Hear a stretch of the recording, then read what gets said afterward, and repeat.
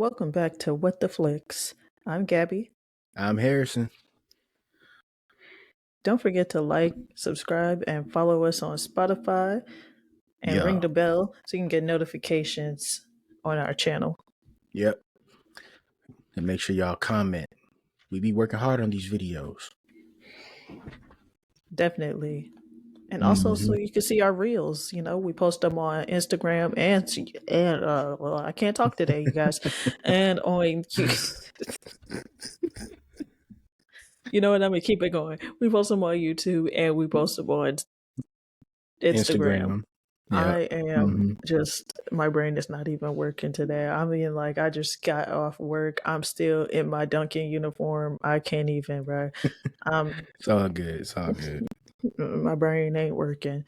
Oh my gosh. Let's keep it rolling. But so what are we talking about today? Oh, as y'all can see, I got my Avatar shirt on, so we're gonna be talking about the live action Avatar: The Last Airbender. Oh. Again, technically, because last week or technically the week before last, you could check out our video. It's gonna be in the link in the description. We talked about the Avatar: The Last Airbender versus this new Avatar: The Last Airbender live action. We compared the animated. Yeah. And we talked about what the rumors, what the writers were talking about and everything, the developers. And all of it was correct. It's all booty butt flakes. This is okay. I'm sorry. I'll get into my rant later. Later, I mean, this is basically not later, all but rant. This is basically all rant. I mean, it's nothing but a big rant. Yeah. The show is a bunch of garbage. I'm gonna let Harrison start because he watched the show, so I wouldn't watch it. But then I watched it, and I was sad. Yeah, you the fact that you only watched a couple episodes and you were I watched the whole thing. Wait, you actually watched the whole Then after we got off the phone, I ended up going back and just filling in the blanks and watched the whole thing. See, I told her not to watch it. I told her, like, it's just so pretty much how I viewed it, but pretty much how we viewed it. The live action is pretty much, it's an 8-episode, almost 1 hour episodes. Not 1 hour, almost one hour. So like maybe Vaguely, 45 minutes each episode. Besides maybe like the first one. And we were on social media. I was on social media looking it up and everything, and people were saying, "Oh, well, the live action isn't gonna be like you can't expect it from the OG one, like the 1-to-1." And I'm just like, yeah. And wasn't that one of the things that we said was gonna suffer from? It was gonna suffer from a problem of it just being that time constriction, that episode restriction. It was really gonna. They tried to shuffle. I believe the season 1 is 23 episodes. They tried to shuffle all of that into 8 episodes. 8. Not even an hour-long episodes, and that's something that it seriously suffered from. And before you start ranting, let me tell you something. Let me tell you something. It had a major problem with 2 things. Is what I'm gonna start with. Exposition. Okay. It had a genuine exposition problem.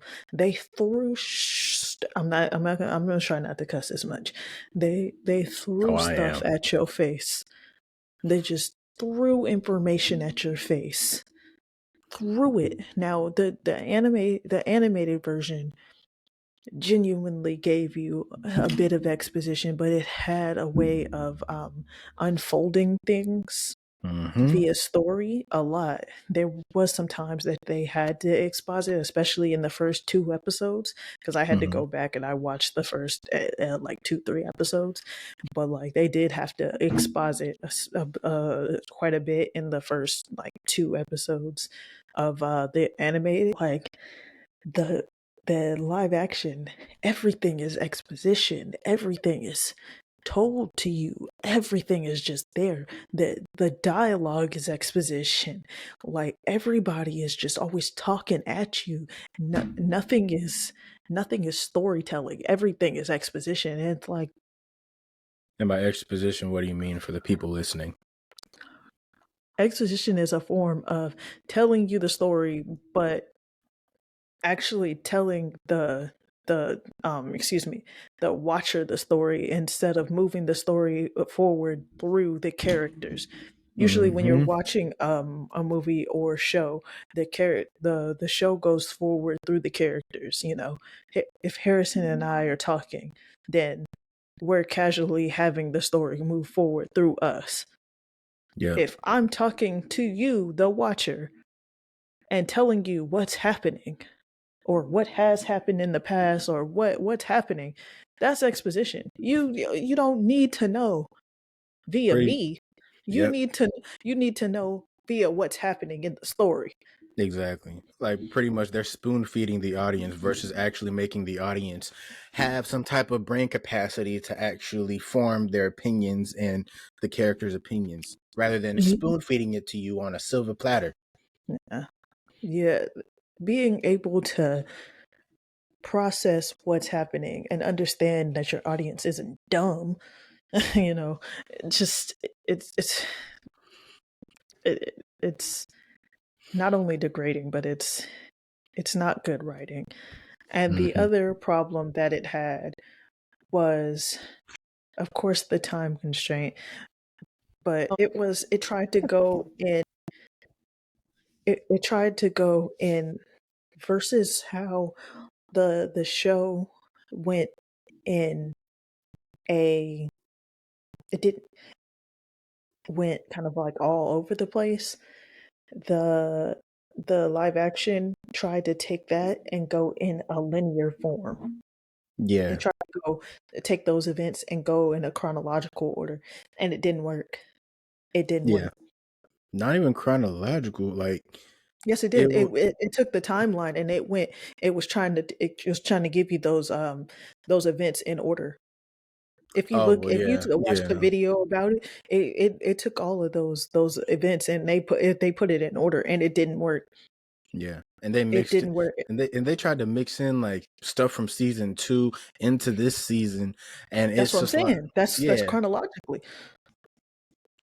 yeah, because dang, That's yeah, what I'm oh saying. yeah, yeah, they It removes it suspense. It just care. removes all the feelings. It removes mystery. It removes just everything that, like, the build up. It removes everything. That's like, They imagine if tried they to, previewed Toph now. Like, yeah. you just be like, well, where's the mystery? Where's the surprise? Where's the suspense? You know, Where's the the actual good storytelling versus, oh, let me just go in chronological order and then that's it, and boom, now we have second season, and now Toph is here. What? it It's just, it doesn't work visually. It doesn't work. It doesn't really, it for your mind, it doesn't work. And some people are like, it's trying to give you a new story. They're trying to do something different, and it's, in my opinion, I don't mind them trying to do something different. It's the fact that they did something different and it was ass. mm-hmm. And even worse, you had the creators on the first episode, the creators and writers of the first episode, and then they left because they knew that it was gonna be dog doo doo, and you completely trashed their hard work of what No, character, yeah. like the character development and everything. Y'all just threw it out the window. Y'all had y'all writers, y'all writers of each episode after episode 1 either y'all didn't watch the actual show, or you just got a Spark Notes or Cliff Notes version of it, and then you're just like, okay, let's go, let's start filming. I'm not gonna lie, all the episodes were trash, even if the Even original no, episode. yeah. I just said the episode 1 because that was probably the only bearable one. I mean, the fight, the when they came to kill the airbenders, the air monks, No, yeah, the fighting, that was yeah, the pretty fighting. fire. Mm-hmm. Yeah. No pun intended. But yeah, That was the pretty lit. the fight. I think the fighting scenes were good, but other than I that, mean, they were. I'll say this I'm not because it's comparing hard. nothing to the movie. I'm not. I mean, I'm not gonna compare it to it, but I'm comparing like the standard, because it's hard to make animation type shows into live action already.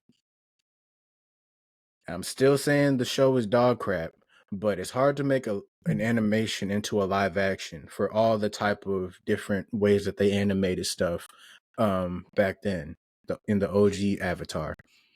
And for like them to, the fighting choreography and the bending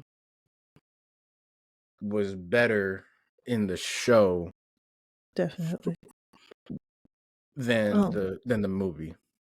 Definitely. I'll say that.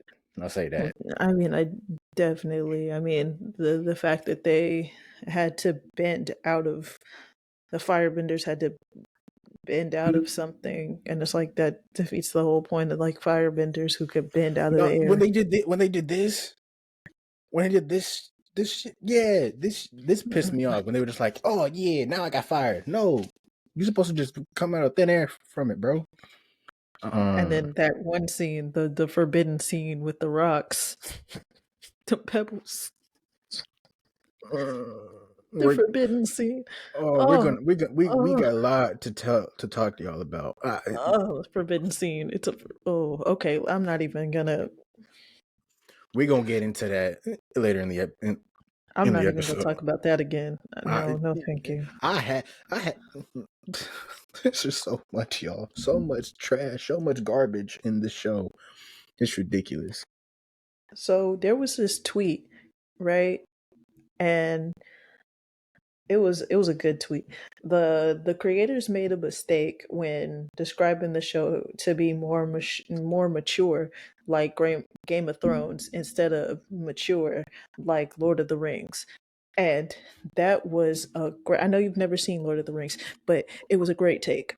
And I really shouts out to this person. I don't know who tweeted it because I found that tweet through another creator. So shout out to whatever person made that tweet. But that was a great idea because Lord of the Rings was great at making fantasy about war, but also being able to be lighthearted at times, and also being able to also, it had like a powerful evil, right? But it also depicted hope. It also depicted it was also depicted like lightheartedness, friendship, you know what I'm saying? Like there was a lot of there's a lot of that. And I know you've never seen Lord of the Rings, but that's you know that's all in Lord of the Rings. You know, there's love, there's hope, but there's also, Sauron is all like basically evil incarnate. So, you have that. Yeah. Yeah. Like, I remember, like, what we said in the beginning of the episode, they were trying to make it more dark. And I had this opinion. Yes, you get a sense of it being more dark in the show. But when you think of Avatar as a whole, it's already freaking dark. Like, y'all don't, I'm not talking about the tweet, I'm talking about the writers and developers. For y'all watching / listening. Sorry, what? No, you weren't finished. Oh, they were saying, oh, it's gonna be more dark, and this is a darker version. Avatar: The Last Airbender is already dark. It's literally about dictatorship of the Fire Nation, just disseminating all the airbenders, pretty much taking all of the water tribe. It is already dark, so there There's has a to be lot of some levity. genocide in that show. Right. It's literally a show about genocide. Like, come on now. And you're saying, oh, we want to make it a more mature version. If you Gabby, when you watched it, There's almost two mass genocide, right. because they almost completely deplete the southern water tribes. So I mean, there's Like what almost two mass genocides.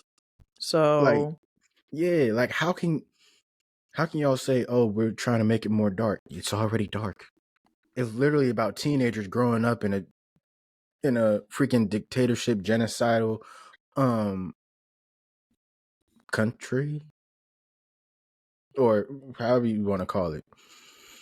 society, you could just say Society. society. Yeah, society. There's even like brainwashing when you get down to the Dai Li. I was watching this video, and Mm-hmm. actually that's the Dai Li, when they have that part where it's like you need to, that little code word that they have, the I forgot what it's Mm-hmm. called, but the Lake whatever Lao lake, guy. or yeah, that's based on like Nazi. I Yeah, didn't know that.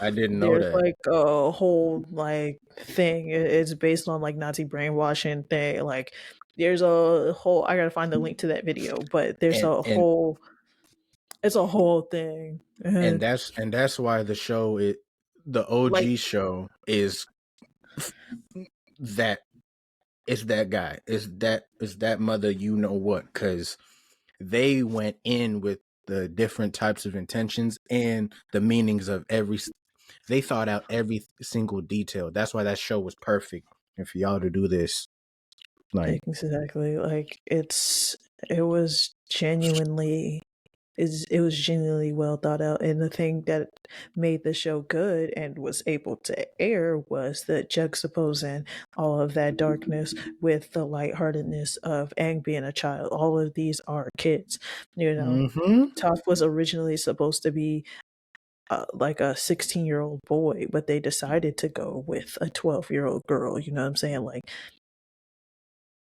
that kind of stuff. That was Mm-hmm. one of my main problems in trying to remove Sokka's sexism. They made that, and like make it more progressive or whatever the hell they were trying to do. They made the show really misogynistic. The like the show, the original show was actually really progressive.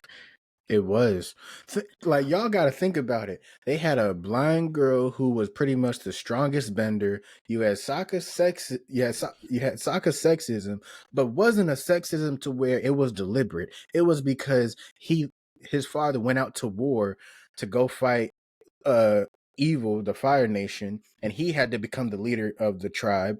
You have Katara, And you have to remember that he was the only grown male in the tribe. He was the only adult. I mean, he was a teenager, but he was the oldest person in the yeah, tribe. His father yeah. said, "Yo, you're not strong enough to be with the men, bro."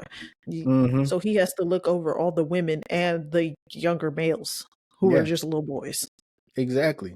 Like, he was the head honcho. Sokka was the head honcho. So his sexism is, like we said in the last episode, and like we said in the Instagram reel, it's a part of his character development. And you Hmm. have Katara's motherly instincts, but also, um, like, she was the one who like grounded everybody, wanted to make sure everybody was good. And Aang's playful giddiness, witty type. All of these were a perfect mix of harmony. But Like, Katara was also, she's not just and motherly. she was She's also. cutthroat when she I was fight. about to. I was about to say she had strong. She bowed it. She got hands, everything. When she got Hmm. angry and she did this, everybody knows this. If I do this, not boy, but I'm about to bloodbend your ass. Right. It She's cutthroat. cutthroat. It And then you was had Suki, who is a a badass. dangerous fighter. She's a dangerous She's a fighter, one of the badass. Kyoshi warriors. She's a dangerous fighter. Humbled our boy Sokka, and Mm-hmm. he wanted to learn how to fight from her. I was gonna say Exactly. Azula, Azula crazy as hell, firebending, psychopath. a firebending prodigy. Mm-hmm. Yep. So we've already named four females who were powerful fighters. Yep. And how many powerful men have we made? Not many. Okay, Sokka didn't learn how to control his strength till later. Till How like to season become a 3. leader. How to become Well, a leader till later. yeah. And Aang's maturity, you really saw it in season 3. Zuko's character evolution, development, however you want to call it. Great. By far one of the best of any show. You see Yes. it throughout pretty much after season 1, really, because even in Yeah, season like 2, that's mid mid season two, season he 2. really started coming through. Yeah. So for y'all to just nix all of that and be like, let's make it a more mature type thing, you're It doesn't really handicapping make sense. yourselves. It's ridiculous. It's ridiculous. And that was like part of my problem, really. Mm-hmm. Like you're saying that we're gonna take it was just they kind of dumbed down Katara's character, and when I was watching it, they made her kind of like they handicapped her in her own story because the story was kind of always, at least in the beginning, from Katara's perspective. And like I would say, at least like the first two episodes, it was really kind of Katara's perspective. And She's talking about the OG one. right. And so it feels like they really kind of handicapped her. Like they just kind of pushed her off to the side. Like she wasn't doing anything. She wasn't really taking any initiative. And it felt really weird to see To her me, just kind of just standing off to the side it for felt somebody who just always was going off. She was the person to break the ice. When you find Aang in the iceberg, she oh, was the no one pun to intended. break the ice. That's funny. But she was the one to want to break the ice. She was the one who was the curious one, you know.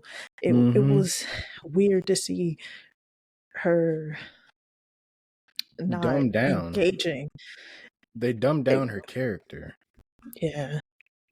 She was bland. She had no, and when we talk about these characters, we're talking about the actual like actors who are playing these roles, not the actors themselves as people, as humans. We're talking about the work that they portrayed. And when we're criticizing these characters, it's not to be like, don't think of it as, oh, you're coming at kid actors, like give them a break, Harrison and Gabby, blah blah blah. Like, no. These are so go ahead. Go ahead, finish what you're saying. Oh, it's constructive criticism. It is. But I am It's kind of coming for some of these kid actors. no, I'm not yeah. gonna lie. Like, and the thing is, they need to learn, like, look wise, the only characters that look wise that actually was casted well, I'm talking about looks, Aang, Zuko a little bit, but that scar looked like a damn like rug burn. Uncle Iroh, he looked like he just looked like a regular uncle. He didn't look like he had any type of wisdom. But the only people was Aang, look wise, and Suki, and Lord Ozai. I was about to say, you better give No, Daniel trust Day-Kim me. Trust his me. I'm gonna you give him his better give flowers. I'm giving his you better props. give Daniel Day-Kim. He was the best performance in He the was show. the best. And what makes it worse is because he was in the show. He was actually like one of the generals of the Earth Kingdom in one episode in the original Avatar. So he already had that. Background to him. So the fact that I just named only 3 people out of the entire cast that we got introduced to. Oh, the Mike Cabbages guy. My Cabbages, of course. How can I forget? In my heart, Cabbages guy. Like, other than him, minor character, but minor character, but yeah. But as far as main characters, I only named 3 out of what, like 8. That's sad. That's real sad. I'm sorry, y'all. What Like y'all. I'm gonna say, what Gabby's about to say, y'all. Too many people be out here talking about these are kids, bro. Y'all need to lay off of these children. But look, okay, got a couple things. She about to go in. One, this is their job. Thank you. Two, when they're children, they have an agent, and their parent is probably the one that got them the job. Okay. Yep. Yep. Three, they had to audition. So they're not the one that got them the job. I'm just saying this is Yeah. a casting problem. Okay. Mm-hmm. Somebody that's trying to check boxes put these kids that, I'm sorry, ain't ready to act on a big production, on a multi, like on a mil Multi-million-dollar that's what I'm production. saying, on $1 million production. These kids, like, okay, if this was like an indie production, like, Mm-hmm. okay, I could accept it, it's like, because they would have had more time. But on Mm-hmm. $1 million production, these kids that ain't ready to act yet, on some commercials, maybe, you know what I'm saying? Like, I'm not trying to roast these kids, but I'm being serious. It's These constructive kids, criticism, y'all. these kids ain't ready to act on $1 million production. Look, like, look at me. If these kids were in a Disney movie, in a Marvel movie, and you saw this, you'd be like, who put this kid in this movie? So I'm tired of these people be like, these were kids, bruh. Okay, what happened? What happened when you had little Drew Barrymore in a movie? What happened Mm. when you had like little Ryan Gosling in a movie? Look, these younger, like the Macaulay actors that Culkin. are adults. That's what I'm saying. When you had these younger kids in these movies, what happened to that? Okay, there's been plenty of child actors that are grown now that we see, like younger Lindsay Lohan. You know what I'm saying? We've had plenty of young actors that are stars now. Yep. Amanda Bynes, you know what I'm saying? Mm-hmm. Like, here's that stars now. And I'm Yep. not saying every child actor has to be a star, Raven Simone. younger, Sorry. right? Younger Kirsten Dunst, however the hell you're supposed to say that. Anyway, you know what I'm saying? Like, like, what I'm saying is, not every child actor has to be a star, but what I'm saying is, for these multi-million-dollar productions, You got when to you get it put a right. child that can't act or isn't ready to be in that kind of light, because you're putting them in the light, Mm-hmm. and they're gonna receive a lot of flack, a lot of results. They're gonna get a lot back. Yeah. and Exactly. and the feedback that they're getting is the kind of feedback that some of these kids, they don't want to act anymore after they get that kind of feedback. Yeah. And nobody's bullying these kids. They're giving them constructive feedback. I mean, some of them at least. It makes some of these kids not want to act anymore Yeah. because they are And coming from it. But you put them on these big projects first because you're just mm-hmm. trying to check boxes. I'm pretty sure there's some cute little Asian kid that could act too. Mm-hmm. That could act his or her ass off. And Think that about think about Walker Scobell and Leah Savage Jeffries and mm-hmm. Yeah. over Percy Jackson. Not everything they did was perfect, but they did a great job. Yeah. Like Even Will Grover didn't do the best job, and I wasn't exactly satisfied, but he wasn't bad. I wouldn't mm-hmm. say that he was like the worst thing. I didn't really like his role, but I wouldn't say that he was the worst actor. Right. And I think I said this in an earlier episode of like the whole like after 2020 you saw all these like everybody trying to have have that diversity checkbox in movies and TV shows, and you're literally ruining these people's careers because you're trying to check a box, like Gabby said, where you just want to be like, okay, we have y'all act. No, you are ruining these these actors' careers by putting them in roles that they're not made for. The whole point of casting and auditioning is to have the best person for that role. There's a reason that, like Gabby said, the Percy Jackson kids, they mesh together. It, Leah, I forgot how you, what Leah was her name? Savage Jeffries. Leah Savage Jeffries. She killed that role as Annabeth. Nobody cared that she was black. It was because she did her thing in that show. And I'm not gonna lie, I was a little concerned because like there's a way that like Annabeth is supposed to look. Annabeth, the reason why Annabeth is blonde is because it was supposed to tackle that dumb blonde trope. It was supposed to tackle that. Annabeth's supposed to be really smart, so it's supposed to tackle the dumb blonde trope. So her being black and having the black hair, it just kind of like to that. But Yeah, she came in, she killed the role.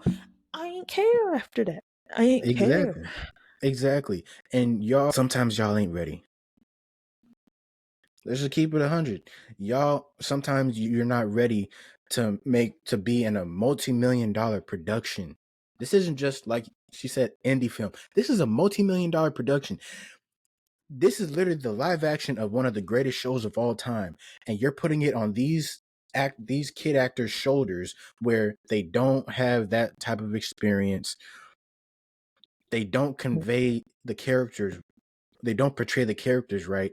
It just makes it like a piss poor production, which it obviously was. Mm-hmm. And Y'all it's just need to unfortunate practice. because it's really not their fault. It It's really really is. not their fault. It really isn't. Like That's why y'all, I'm saying nobody's like roasting them kids. It's really casting and direction. It's not their fault.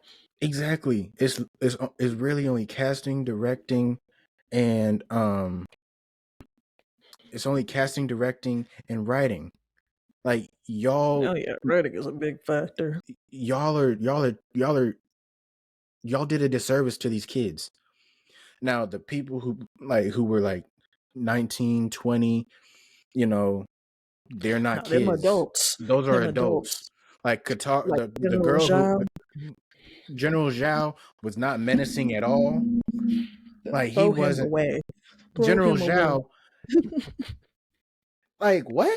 I He said, was get rid of lazy. that man. He The no, yeah, moment recast him. I'm sorry, I skipped to that episode because like I was this is when I was on the phone with Harrison and watching it, and I skipped to that episode because I was like, I Mm-hmm. just want to see how it ends, and it because I wanted to Yep. see Aang go into the Avatar state, so I was like, okay, let me skip to this. This man started talking, I busted out like. I know, right? You heard him say, "Oh, General Zhao." Like the hell? Who is that? You supposed to be General Zhao, this menacing, frightened, fearful dude. Get the hell out of here, bro. Get out of here, General Zhao. And I've seen that dude. That dude was in Rush Hour. That dude That was in guy was Rush a Hour. nothing burger. I was Like, like, get out of here. bro, you're awful. I'm sorry. In this role, like you not good. You're not good at all. The way okay, so that guy actually thought he was auditioning for, I mean, he thought he was gonna be in Avatar, like the No, that James was Cameron Avatar. no, that wasn't General Zhao. That was the dude who played Uncle Iroh. No, it was General Zhao. It was Uncle Iroh. No, I looked it up. It was General Zhao. I thought it was Uncle Iroh. No, it was Zhao. Damn. It was Okay. Zhao. He thought Okay. he was gonna be the he thought he was gonna be one of the blue people. I was like, hey, oh, bro. He said, I thought I was gonna be blue. Hey, yo, bro. First of all, you would have been green. Yep. Yep. Would have been green. Or I think the suits, Blue. the VFX suits there, and aren't they black? Either way. Either way, you wouldn't have been blue. Exactly. You wouldn't have been blue. You would have been Azul. No. Get out of here. Like, hey, yo, it was just the way he spoke. He was just like, "What if I eliminated the other?" And he was just talking about eliminating the other element, and I was like, that makes no sense. Like that's not even what General Zhao wanted. He wanted to rule the world. He wanted to take the moon on some Gru shit. Yeah, Take I over was the like, moon. Like that's what he wanted to do. yeah, I was like, what's happening here? And I was like, first of all, even in the show, that didn't make any sense. I mean, I Yeah, right. understood why like General Zhao wanted to do it, but I was like, this General Zhao, I was like, why would the Fire Lord be happy with that? Mm-hmm. Like Lord Ozai is about ruling over people, not freaking like eliminating the elements. He wants to like rule these people. Mm-hmm. It's like Exactly. what? Like y'all, yeah, but like those kid actors, like yeah, Katara was bland. Like there was no type of emotion from Katara. And if y'all see if y'all have seen the show, Katara is a very caring person. She's headstrong, but she's also very caring towards Aang. Every single time, I can tell you probably the different timestamps of how when Aang would come out of the Avatar state or they would get done fighting. I'm talking about the live action one, that when Aang would be done fighting or whatever, and Katara would just run up and just see him and don't help him up. In the OG one, Katara would always help Aang up. She would give him a hug, everything like that to comfort him. This girl, This was like their biggest problem. because the whole that and this was one of my biggest problems because Katara in the OG show, is literally that's how you form their relationship.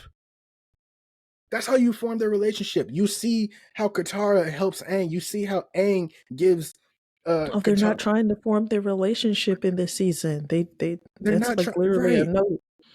They literally said, "No, we're not trying to focus on Aang and Katara's relationship." What's I the don't know point? when I don't know when they gonna form it. Like they They're didn't never. even kiss in the secret tunnel up, like the secret tunnel thing. The secret tunnel episode hurt my feelings.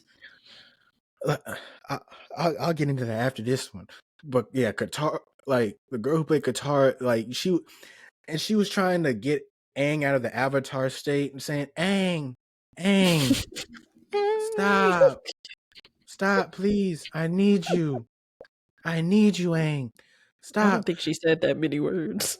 It wasn't, but like it was pretty much all of her words when it comes to trying to comfort Aang. Like, bro, come on, Y'all, it was more like this. Aang!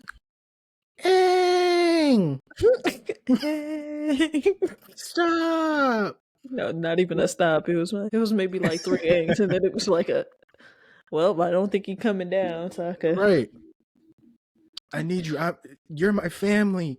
Blah blah blah. It was more like she looked over his side. She like, you think he gonna stop?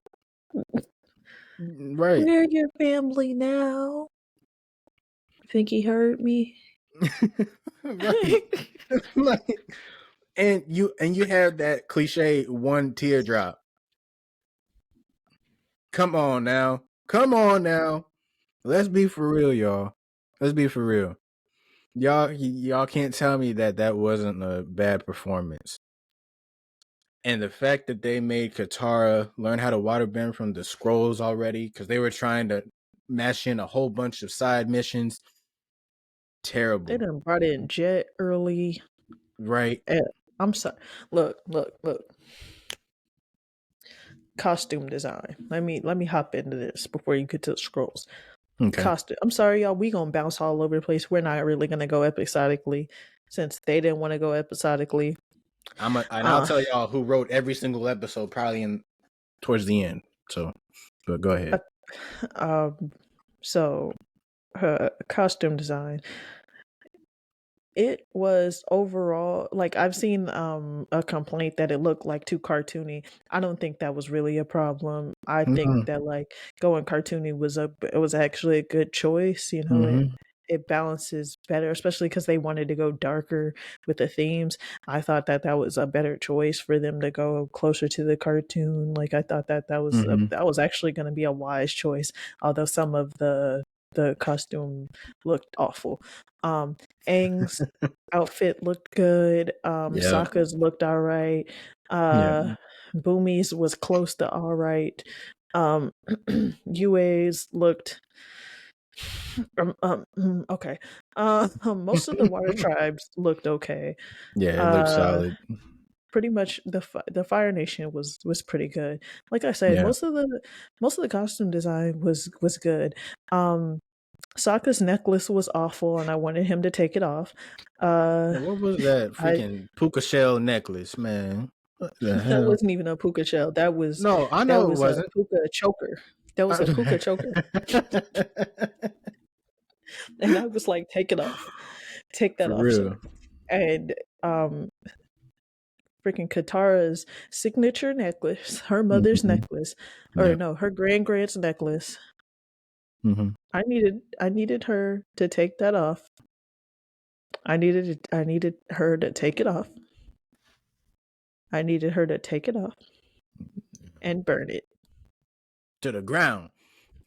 Burn it, please, Yeah. because I'm not gonna lie, I forgot she even had the necklace on.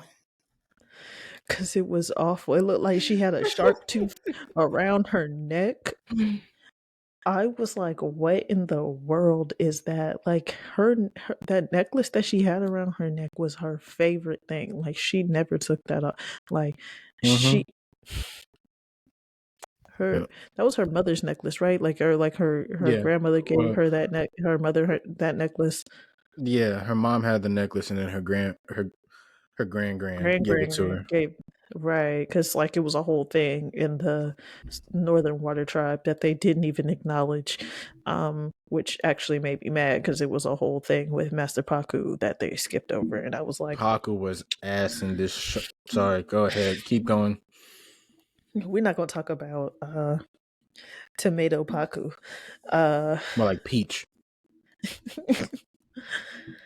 but like it's like they turned up the saturation on Paku, but I mean that could be that man's real skin color, but I'm No, not that gonna. gotta be makeup. Ain't no way in hell that dude peach as hell, man. I'm sorry. Okay, I'm sorry. I'm sorry. Like I said, I mean, that could be that man's real skin color. I'm not gonna keep blaming him. Um, but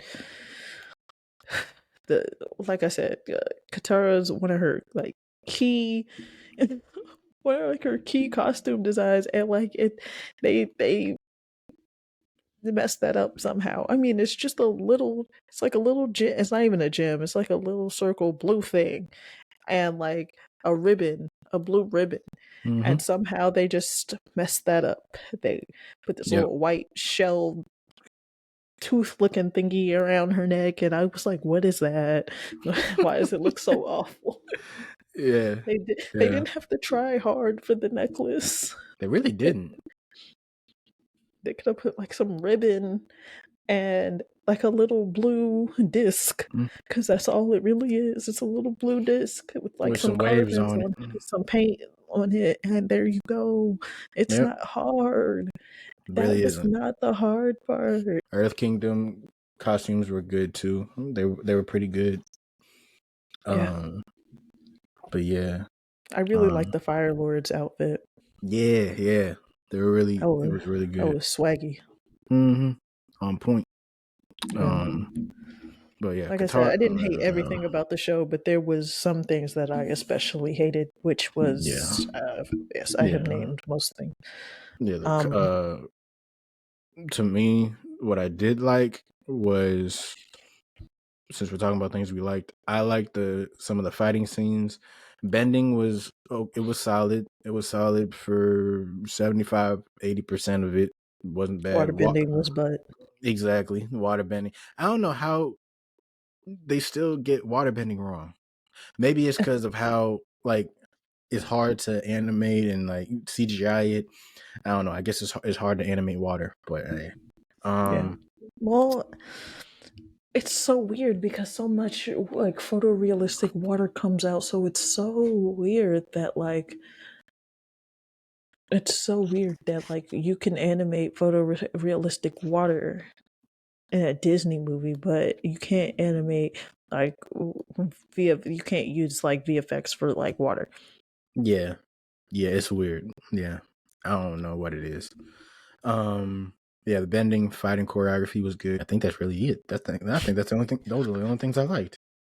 I really didn't like Zuko's burn. Okay, well, I'll say this. It's a big part of his character, his burn. Mm-hmm.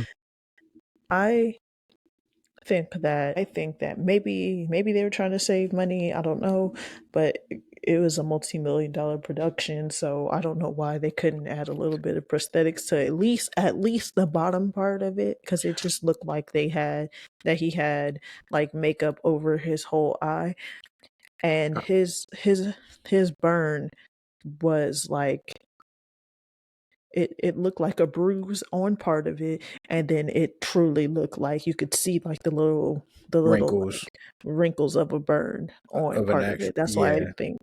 That's why I think that they should have incorporated both of it, because you truly, even if he did have it, you truly couldn't see it.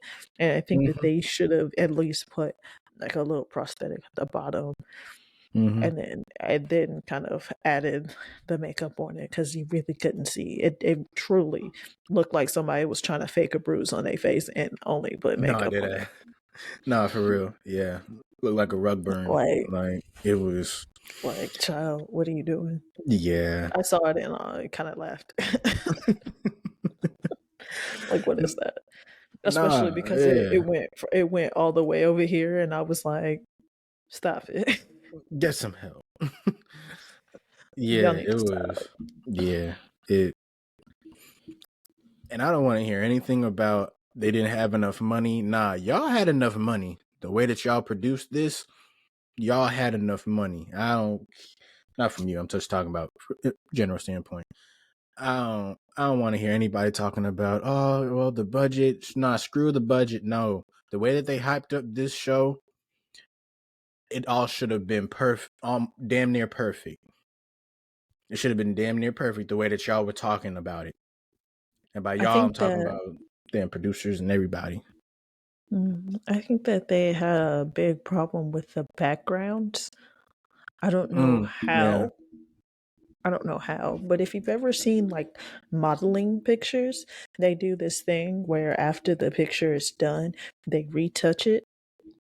And if they retouch it too much, it gets like this look of it being almost not real. Mm-hmm. Almost like blurry in a And way. yeah, I guess. Um sort of, but it looks almost like too fantastical. Like, no, I wouldn't say Mm, blurry, but it looks like a fake picture that you find online. That's what I'm saying.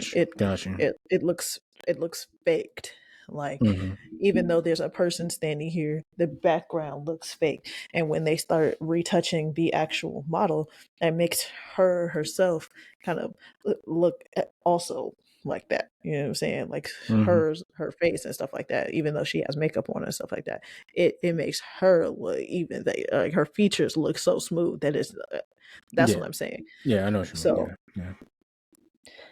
Yeah. they did that a lot with the background, is what I'm saying. I don't know if it applies the same way, but it looks like they retouched the background so much it looks like AI did that. Yeah. Yeah. I agree. I agree with you on that because every time you would see somebody have like a character is talking, um, like you see, like Gabby said, the background, you can see where it looked like they were plugging in like different AI images or something like that.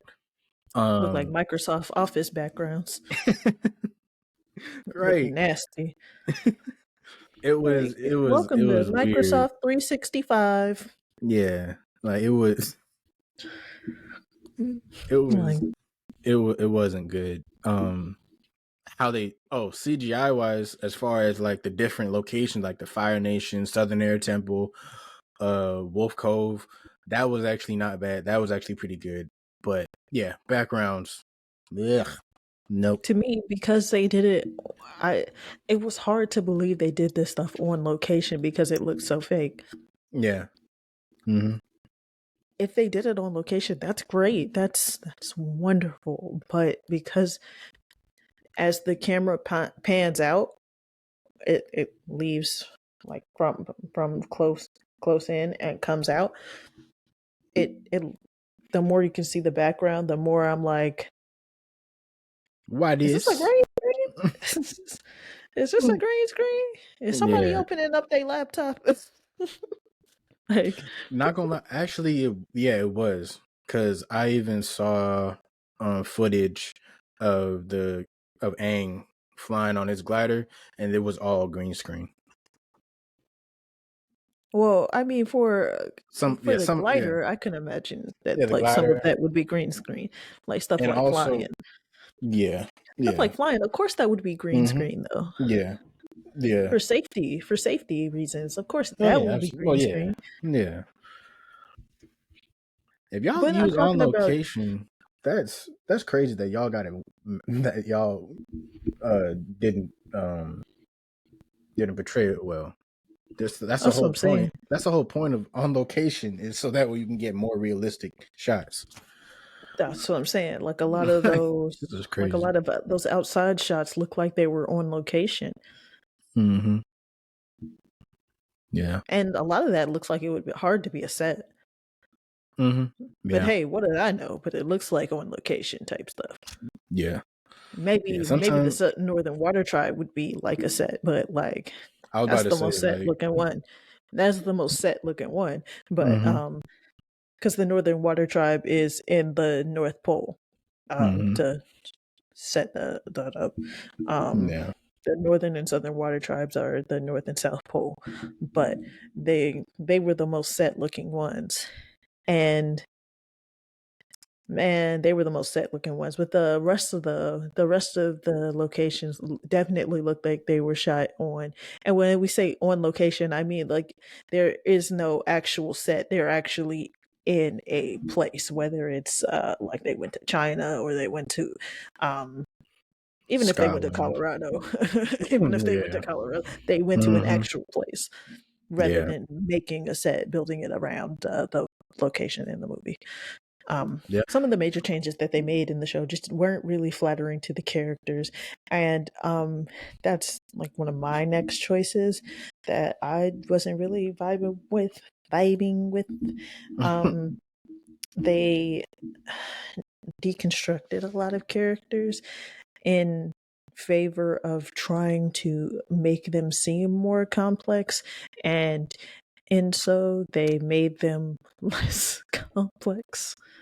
Because they want to feed y'all. Let's say, i.e. Sokka. Mm. Sokka, he Mm. they in the while he's in the Southern Water Tribe still, he's not the only teenager there, because like I said, he was the oldest one there. I mean, you could see him trying to lead people into battle when the Fire Nation shows up, and it's just a bunch of little like Little toddlers kids. there. Yeah, Yeah. it's a bunch of toddlers there. He's getting frustrated because he's like, we're in the middle of a war. You know, what am I supposed to do? How am I supposed to show these people I can lead? Where now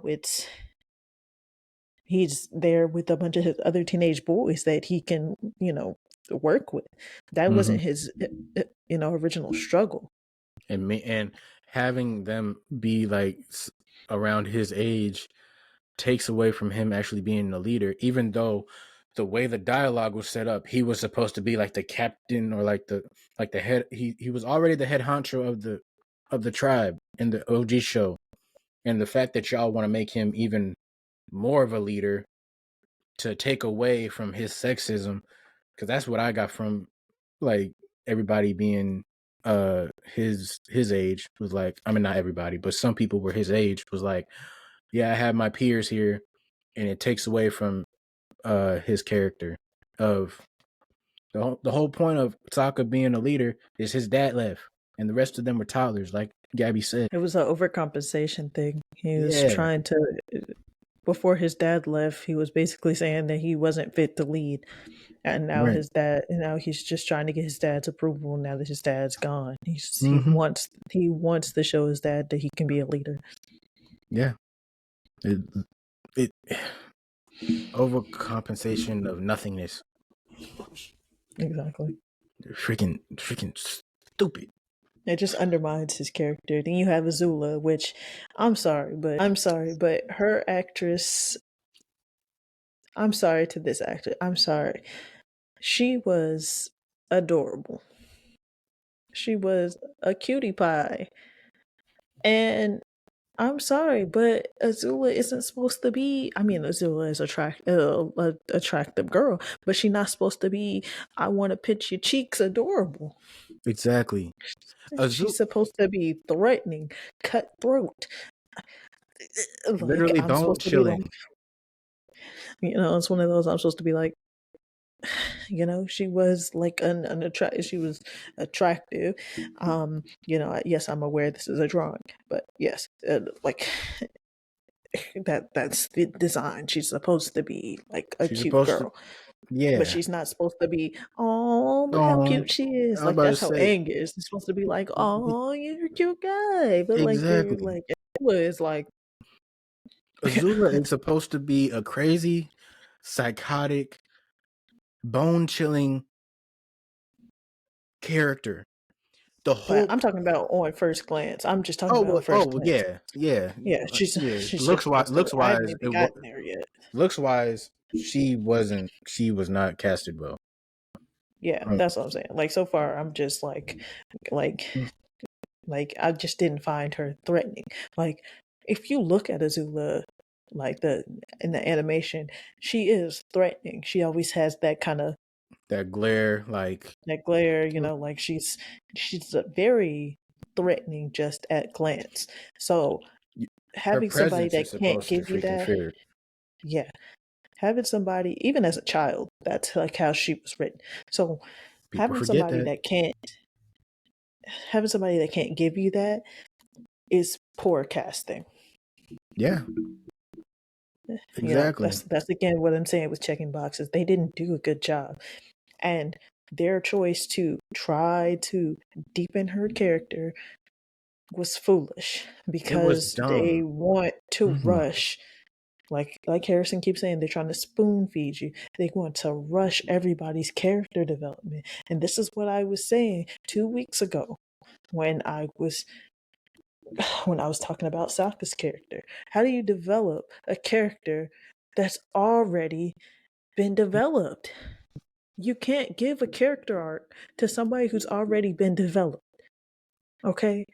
Zula's character arc comes in season 3. Azula is a minor character in season 1. She becomes Season 2. one of our main characters. No, she's a minor character in season 1. She becomes a minor. I mean, Yeah. a major character. She becomes a main character in season 2. She gets her character Yeah. arc in season 3. Mm-hmm. Yeah. Okay, it's not a redemption arc or anything. We just understand her more by season 3. And that's why we keep on saying you cannot do an 8-episode, 45-minute long episode for only 8 episodes when you have 20 episodes each season, or damn near 20 episodes each season for a character to develop. You cannot. There's no way. And my thing about Azula is, first of all, she wasn't that important of a character in season 1.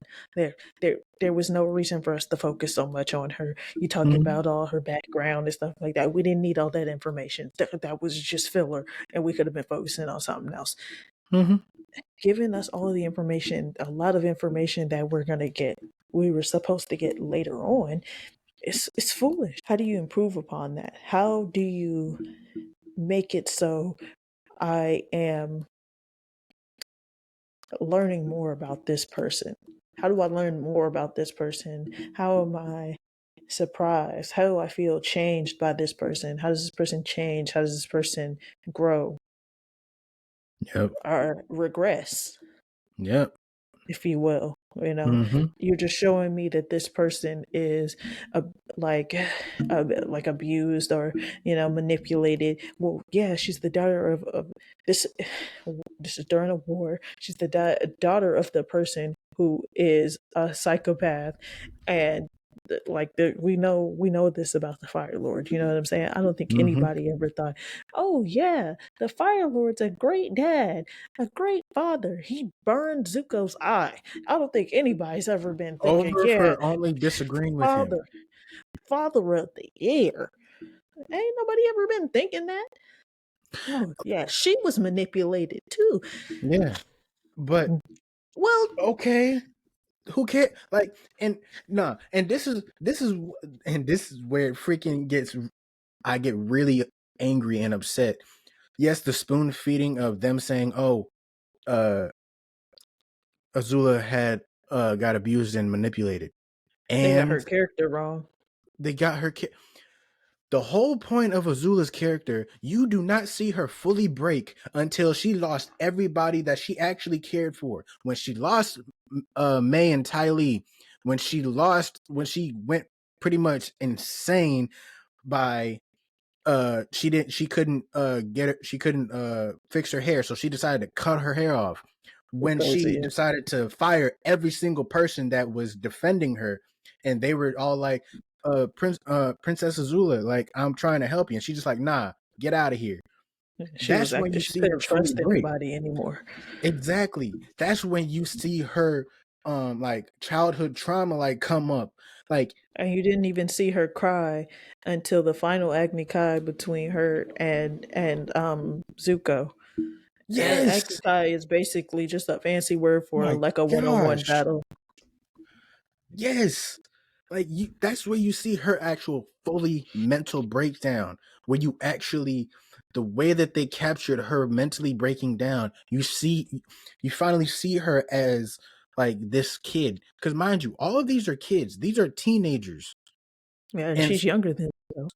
right, she's like what, 14, maybe 15. She's six. I think she's She's 16. yeah, She might be 16. 15 or 16 because I think Zuko's 17. Right. Like, throughout the entire show, you see her being this evil, menacing, like, even when she was a child. And then you see her fully mentally break down. That is writing. That is development. You're not supposed to care about her feelings or whatever in season 1 or 2 because she is that evil. Shoot, part of season 3, you're not supposed to care. There's a part Right. where Oh one of my the great gosh. episodes where you're learning about the kids of the Fire Nation. Our protagonist, I mean, our antagonist, if you will, um, of the Fire Nation, and Azula says, "My own mother thought I was, my own mother thought I Yeah. was a monster." She was She right, was of right, course, of but course. she was right, of course, but it still hurt.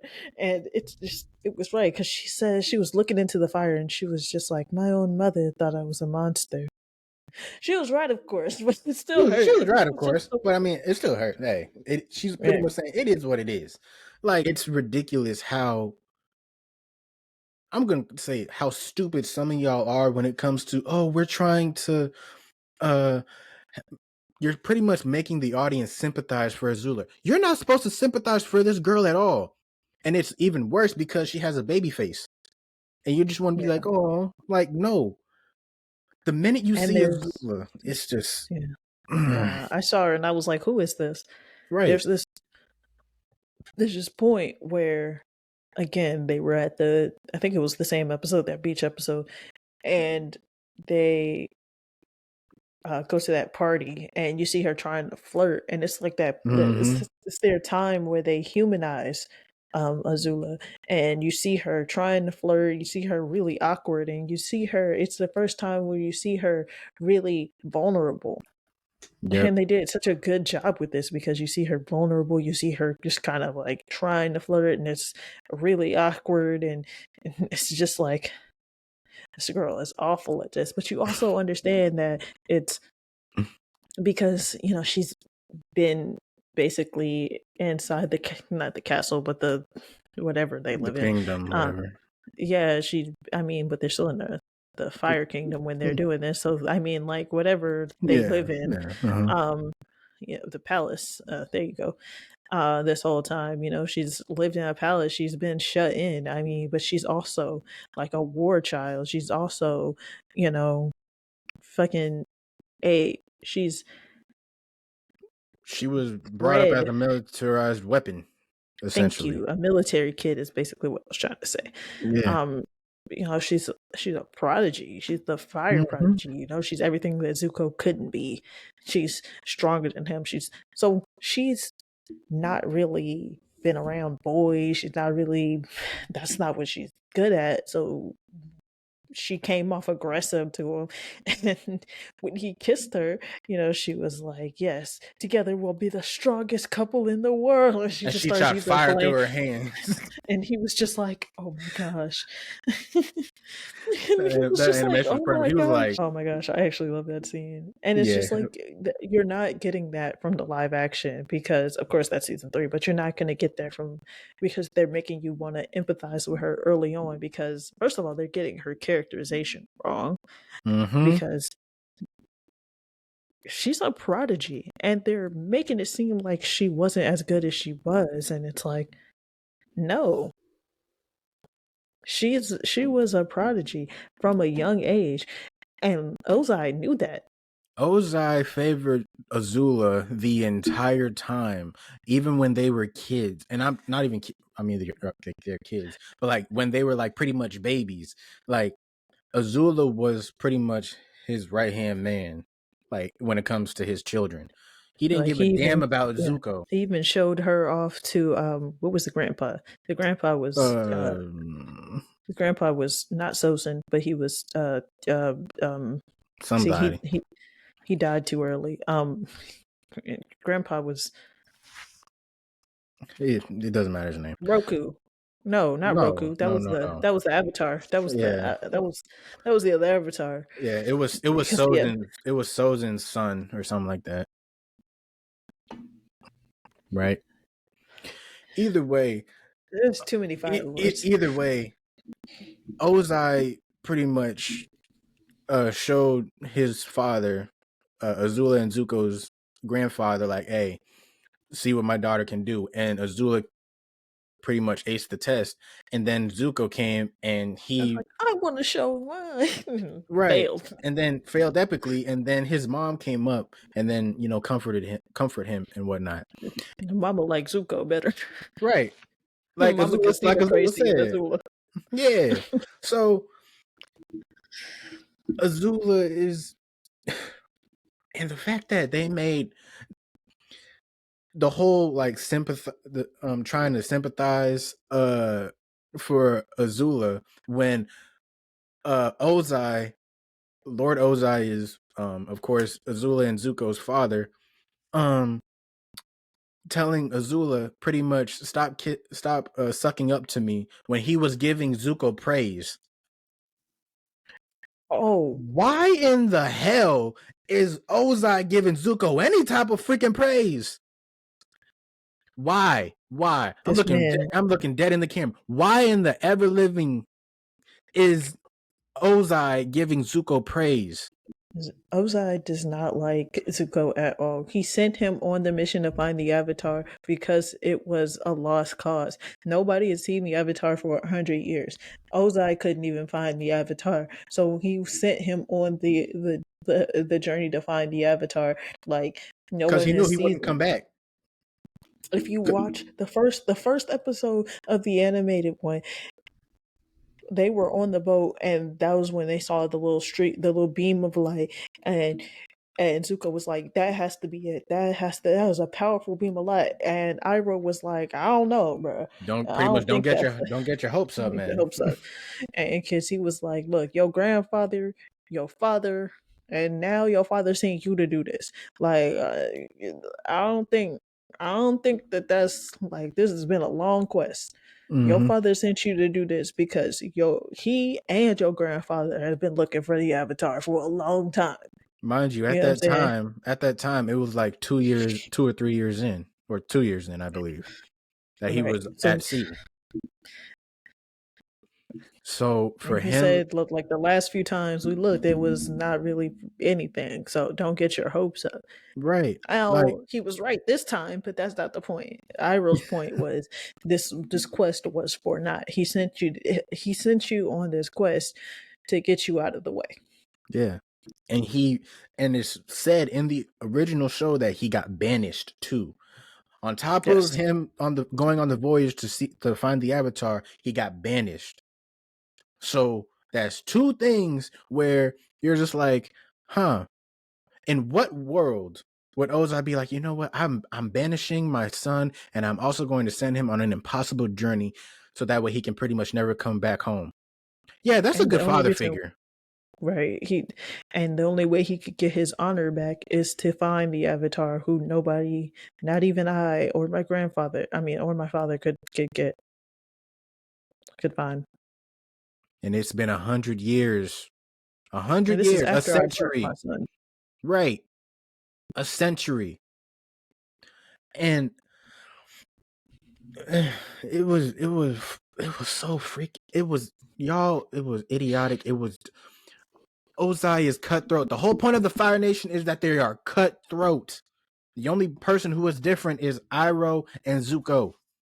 Well, let's say this: the whole point of the Fire Nation at this point, because if you go back, Aang, Aang will say that I have friends in the Fire Nation. This is when he first No, wakes yeah, up. He'll be like, I yeah, had yeah, friends in the Fire Nation. I don't know about anymore. yeah. I So mean, like, up to this point, like this yeah, is like Iroh's after, I mean, this is Ozai's dynasty. He yeah. done Well, messed things up. it was, yeah, it was, yeah, This is I mean, this is after Roku. yeah. Not So Roku. Sojin, Sozin, yeah. yeah, yeah, Goodness pretty gracious, I much, keep getting confused. yeah, yeah. What I mean by Fire Nation has always been, and by always I mean ever since Aang went into the ice. Yeah. For the last 100 years, for the last century, Fire Nation has been cutthroat. So, Well, basically after Roku died, because Avatar oh Roku well, was yeah, the last Avatar before yeah, um before, Avatar before Aang, and the yeah, Avatar that killed him was um Sojin. the no, it wasn't Sozin because I Avatar mean, Roku and Sozin were friends. It was the grandpa. So not Sozin, the one after that. I thought Roku died in lava He in died that too. lava thing. Right, but that wasn't Sozin, it was the one after that. It was the grandpa. Wasn't it grandpa? Not No, it was not Oza. no. I mean, yeah, it wasn't Ozai. It was Oza's think daddy. yeah. So I think so. It That's what I'm was saying. That's not okay. So Sozin. That's it wasn't. it's That was Sojin's son. yeah, I think so. Oh, Man, let us know in the comments if I'm wrong. It is either Sozin or Sozin's son. yeah. Either way. It's too Not many. It's supposed. too many fire people. Yeah, like, but again, having to sympathize with Azula and having Ozai praise Zuko. What the hell are y'all doing? Like, and you give the BS reason of, oh, we want to show that he was trying to manipulate Azula by giving Zuko praise. No, that is a dumbass answer. That is a dumbass reason. Do better. Y'all, that's lazy. Stop it. My last thing on casting will be Princess Yue. Okay. Harrison knows Oh. how loud I laughed when I saw her face Damn near had to because throw my headphones off. the camera wasn't pointing at her face Yeah. when they first got there. Um it was at Sokka's face. And then finally it turned to her face and I started screaming laughing cuz Yeah. Princess Yue old ass bitch. Why the fuck She's our age in real life too. She's our age. she really was 24, bro. I looked it up. I was like, Mm-hmm. why is she so old? Yeah. And keep in mind, y'all, this ain't hating on the actress. Again, they casting the wrong. The And casting, we're still casting, y'all. keep in mind, this is not like when you have like one of them teen shows and they cast in 20-year-olds, 30-year-olds to play teenagers. Okay, Right. so like that because they be casting 20-year-olds to play teenagers all the time. Yes, I know that. These are supposed to be little kids. These are supposed to be actual teenagers, kids, bro. They're not That's even supposed to be ridiculous. teenagers. They're supposed to be kids. Half of them are supposed to be kids, bro. Tough is supposed to be like 12, bro. Mm-hmm. Like Azula's like 14. You know what I'm saying? Like Sokka 16. Yeah. half of the cast is supposed to be children. That's why I'm like, bruh, these are supposed to be kids. UA is supposed to be like 16. I'm sorry, the cast is really supposed to look young. This is a Yeah. cast that's actually supposed to be young. Like, because, and I feel like you can't actually cast, and this is why I'm actually laughing because the whole 20-year-olds to play younger ones is not working because you're juxtaposing it against like the kid that's playing Aang, who's actually like 12. You know, Katara is actually like 16 or something like that.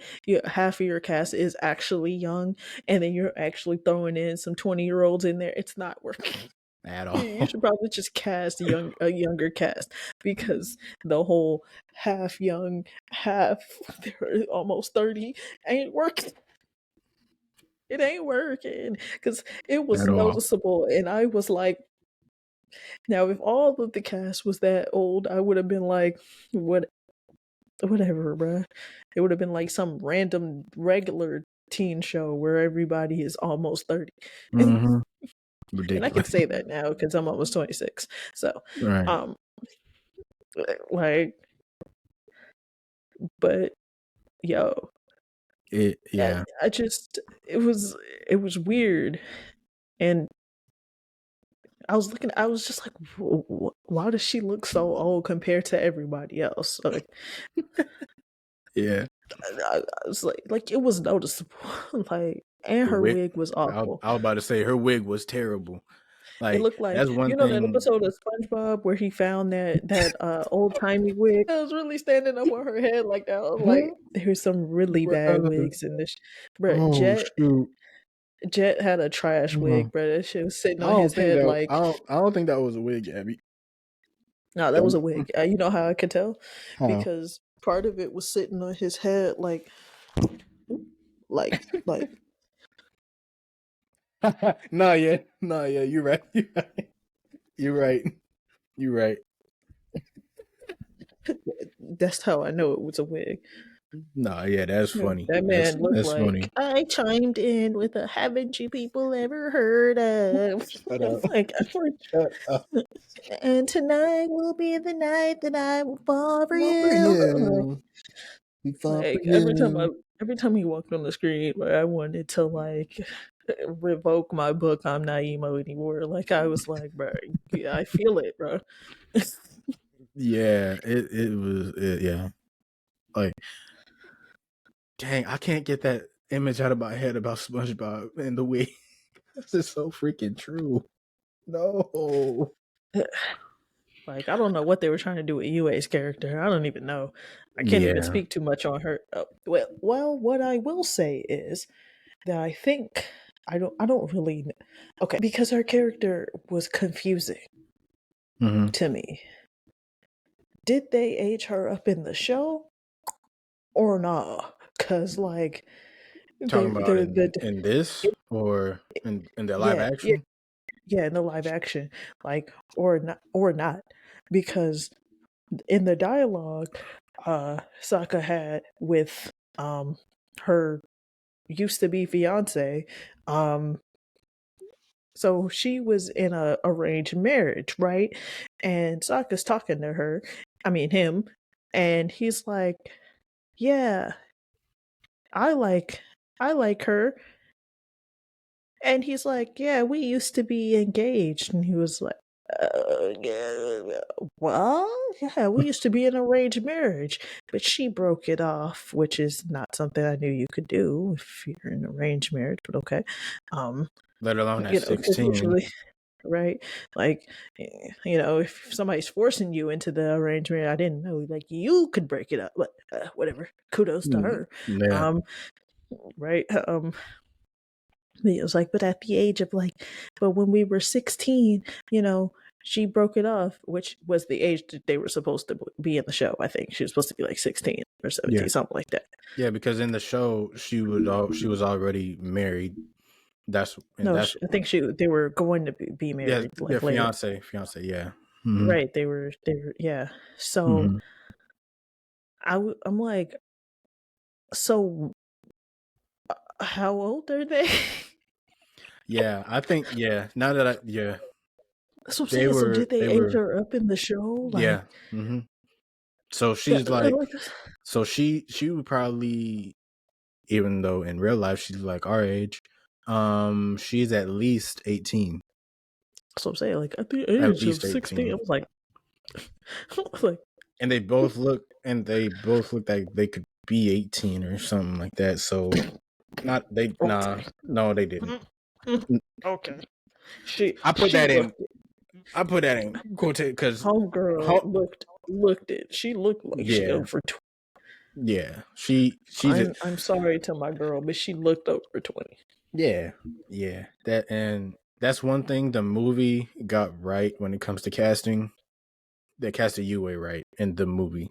I don't even remember what Yue looked like, but I think I remember that she looked. She actually looked her age, 16. But it took way too long for Yue to turn into a fish. Dead ass. Yeah. I was like, she was just staring at the pond, staring at. I was just like, girl, you gonna turn into this fish or not? Yue is a moon spirit, and the moon spirit takes the form of a fish. That's the best way I can explain it. Yep. Yue she got sick when she was a kid, and she has part of the moon spirit in her. Basically, she paid to the spirits. The spirits gave her a piece of the moon spirit, or something like that. So when General Zhao stabbed one of the fish, she basically gave her life to the moon spirit. They waited an entire episode for her to sacrifice herself. That was my thing. It took so long. I was in the animated version, she just basically, the moon spirit died, and she was basically like, well, I gotta go.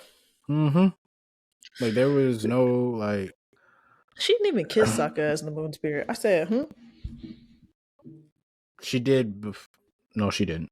Yeah, they kissed almost immediately when they were, they were in that room. People still. Yeah, they were people still. And I was like, wait, but are they going to kiss? She didn't kiss him as the moon spirit. I was offended.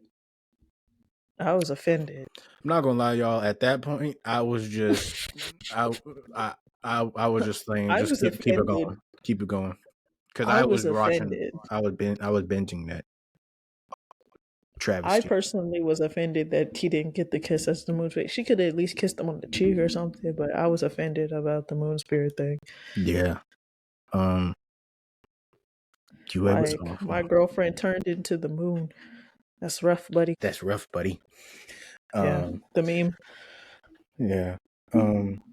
Yeah, with casting. I think that was my last thing about casting. Oh no, I got like 2 more, and then I'm good for casting. And then I'm gonna talk about how awful the story was. Oh, I thought Boomy looked okay. I forgot to say that. Yeah. Oh, yeah. Great segue. Yeah. Oh yeah. I wanted to segue into Boomy, so I was gonna just say Boomy was. He looked okay. Boomy, looks wise, he was all right. We couldn't expect, the only thing y'all could have done was CGI somebody's head on a really jacked dude, and whatnot. But I'll let it slide. I'm gonna let it slide for Boomy's looks. But character wise, Boomy had to be the most awful person in the entire show. Character wise, that dude was a complete and utter menace, asshole to Aang. How do you Okay, if y'all don't know, Boomy. Sorry, go Mhm. ahead. Oh, I was gonna, so you could tell I was gonna describe who Boomy was. No. Boomy was Aang's best friend when he was a child. They were best friends. Mm-hmm. And keep in mind, they were the same age. So 100 years ago, Boomy was 12 along with Aang. And Aang liked to describe Boomy as a wicked genius because he was innovative and he's an earthbender. So he always say, Boomy, you're a wicked genius, because he would come up with innovative ways to like for them to have fun. Now, Yeah. Boomy is now an old guy and he basically just likes messing with people.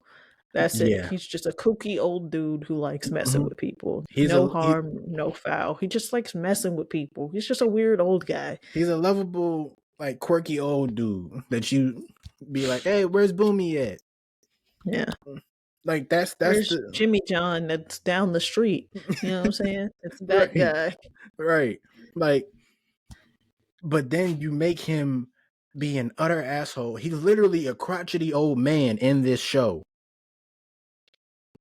One of the most lovable. Let me get close. One of the most lovable characters in the show. I'm sorry. I'll move back. One of the most Managed to live 100 years. managed to live 100 years and turn him into the most unlovable, um, unlovable people that like you can meet. I'm gonna show y'all a clip and if y'all watch the show, this live action, you're gonna be like, what the hell? This is the ending scene of of um of Hey, don't Boomy get and us copyright strike. no, we're not. It's like 10 seconds. Okay, I was about to say, don't Okay, get me a strike. hold up. Can't nobody see that. Now tell me That's so smooth.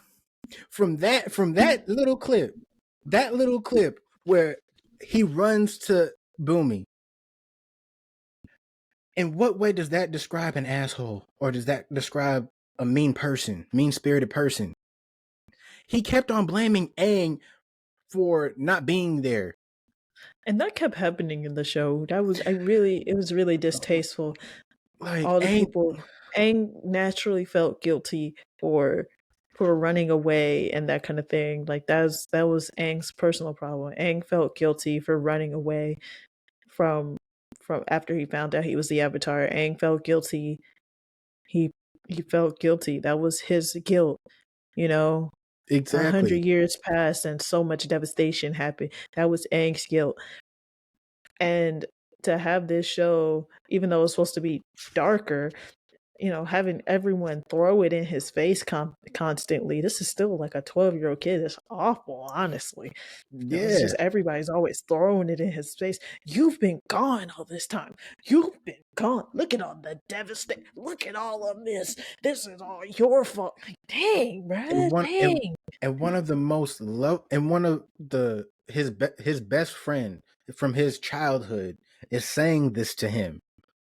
Is devastating.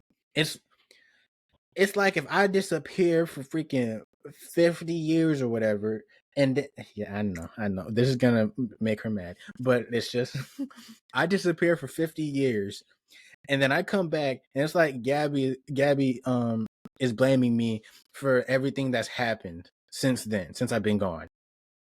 Like it, Since you been I'm not gonna lie, gone. I was thinking about singing it, but I wasn't.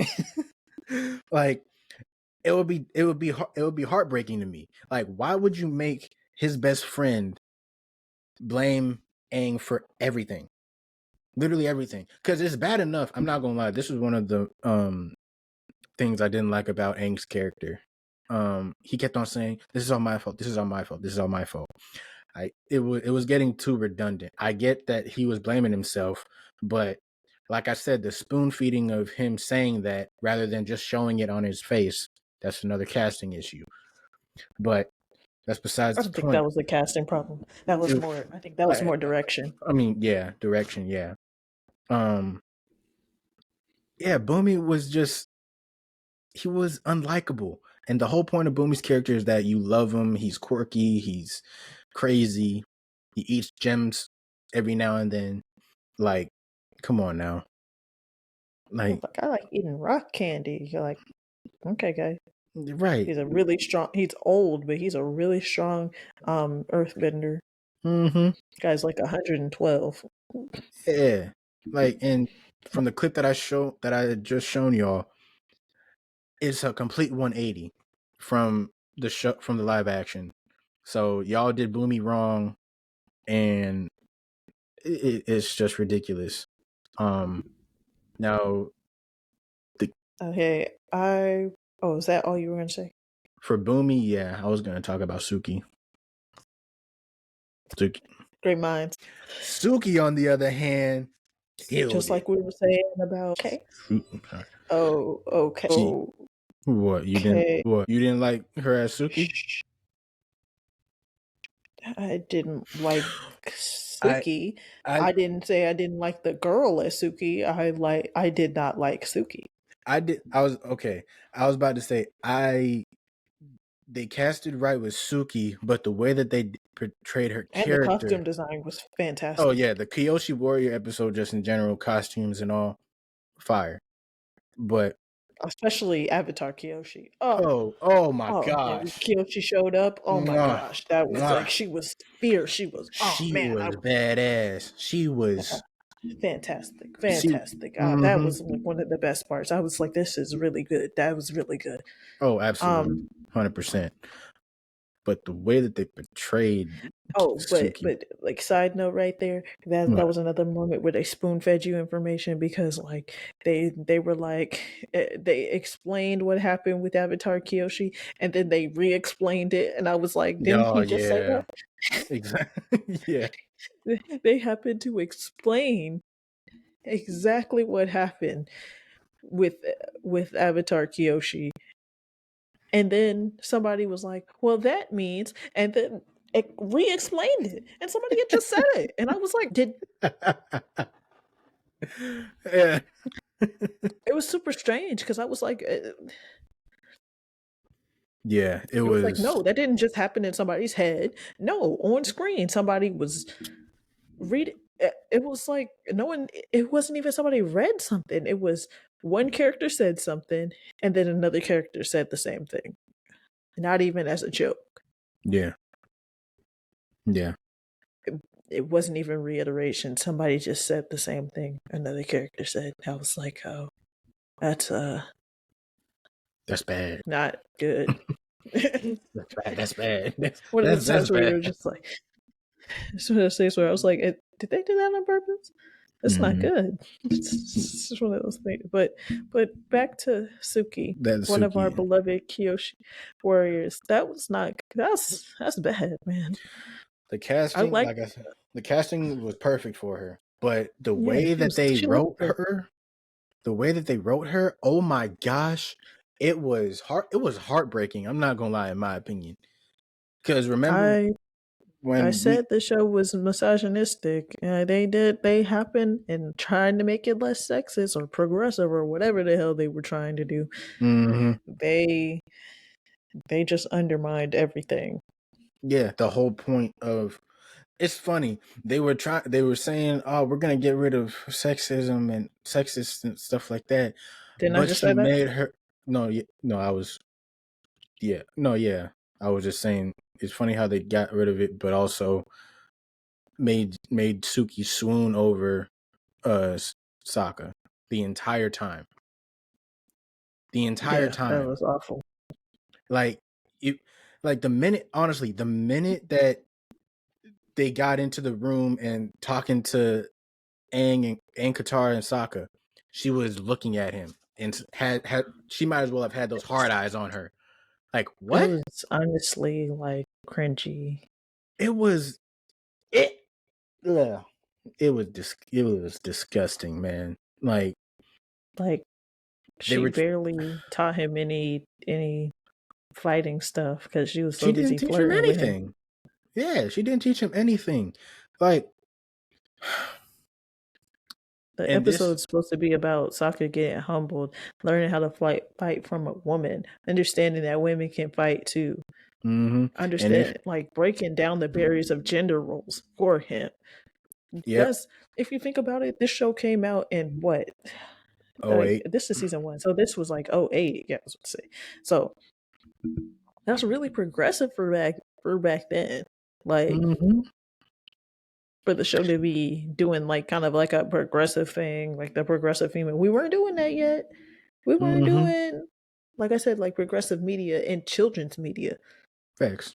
Facts. I'm just talking about children's media. I'm not talking about like Mm-hmm. your Yeah. more adult shows. Mm-hmm. And so I think it's really weird that we would just take that like you said. I think that these people really just grabbed the cliff notes and was just like, "Oh, these two characters end up together, huh? Mm-hmm. Let's just go ahead and have her. Oh my gosh, he's so cute. Oh, he's Pretty so much cute." being a romantic episode. Like Mm. y'all don't understand. Y'all are, and this is why we said in the last episode, when you get rid of Sokka's sexism, like how she said, you can't get rid of a character that repeat what you said about the development of Sokka. How do you what did I say? Like, how do you build a character? I How mean, do you, how do you develop a character that's already developed? boom. And when you get rid of that, you have this utter travesty, garbage, filth, donkey crap of a episode. Yeah, of an episode where you have the Kyoshi warrior, who is one of the strongest warriors of all time, swoon over this random dude. And she, like in the original, Suki, she kissed Sokka on the cheek. Mm-hmm. That's it. That's it. On the cheek, on the cheek. That's because they flirted a little bit after she taught him something. They had a little fun. They laughed. They joked with each other, and they had fun But the main thing was the because he main grew thing. to respect her. Because that was after he grew to respect her. He Mm-hmm. understood from her. He grew to respect her. They laughed, and she gave him a little kiss on the cheek. You know what I'm saying? Yeah. They had fun together. Like I said, that was after he conceded. That was after he grew and understood to respect her. This After he man got humbly down got on his his ass knees, whooped. right? And this man got down on his knees, bowed down, and he was like, "I'm sorry. Teach me. Please teach." And that's respectable. He was like, "I'm willing to learn. I'm sorry that I disrespected y'all." Yeah. Like, and There's none of that here, there's and it really no takes away from the lesson, bro. Like that's there. it. Yeah. There were lessons a lot of times in the Avatar, and I feel bad for having to always have to compare it to the old because people always want to say, "Oh, why are you guys always comparing it to the old?" Because that's the basis, first of all, and second of all, like it has. First of all, there's more episodes. Like that is your standard, right? That's where we're getting all the information. It's your source material, Like I said in the and beginning. and if they want to do something different so bad,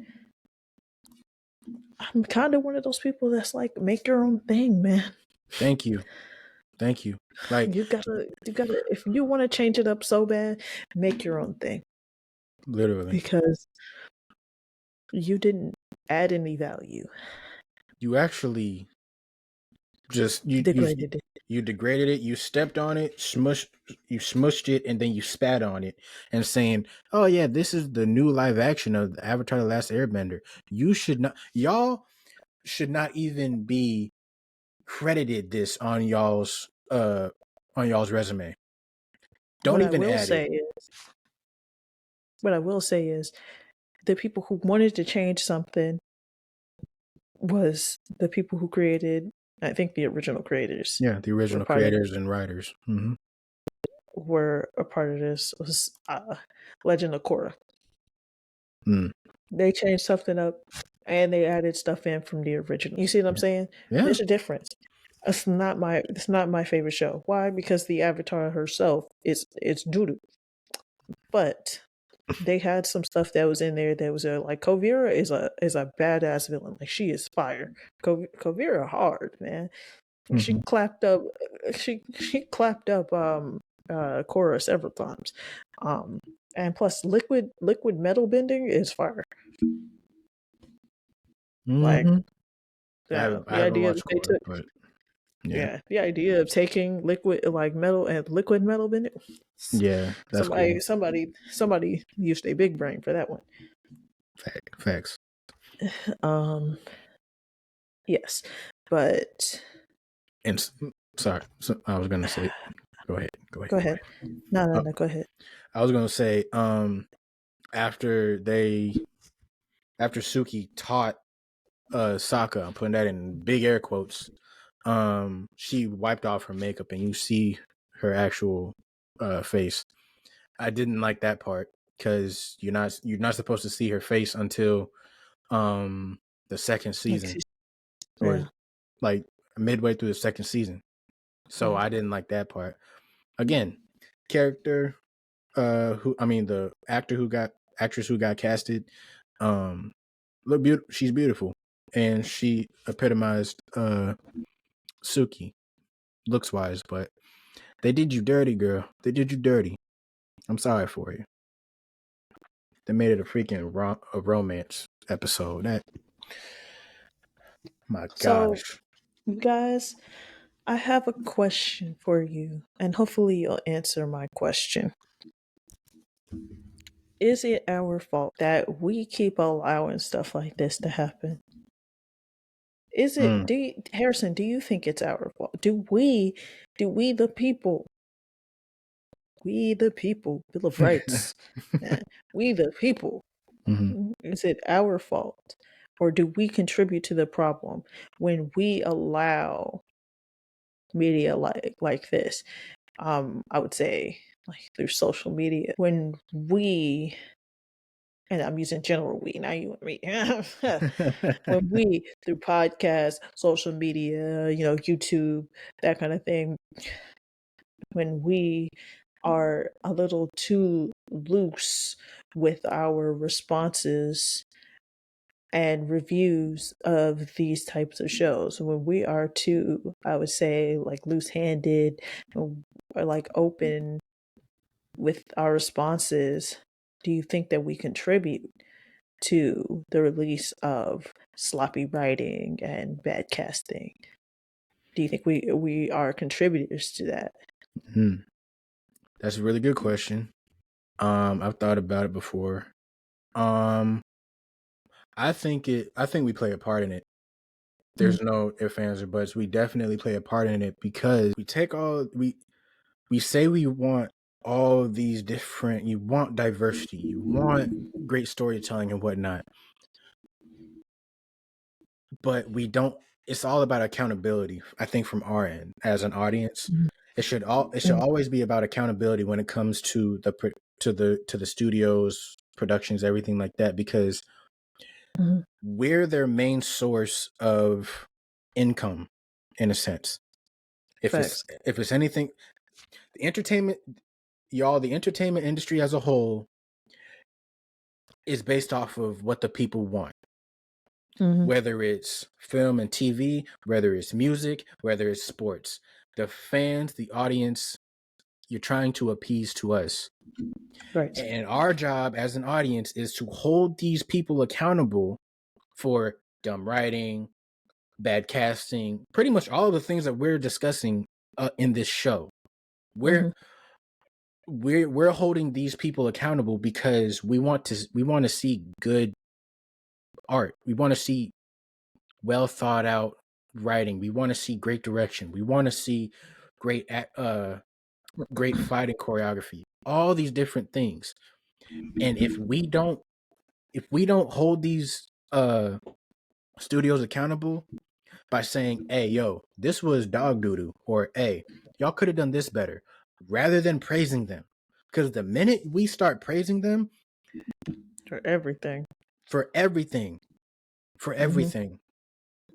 it doesn't matter what it is, whether it's diversity, whether it's anything you can think of that deals with film. Once you say, "Oh yeah, this was great, I liked it," they're going to continue making dog crap, continue making piss poor written or piss poor movies and TV shows, and it takes away from the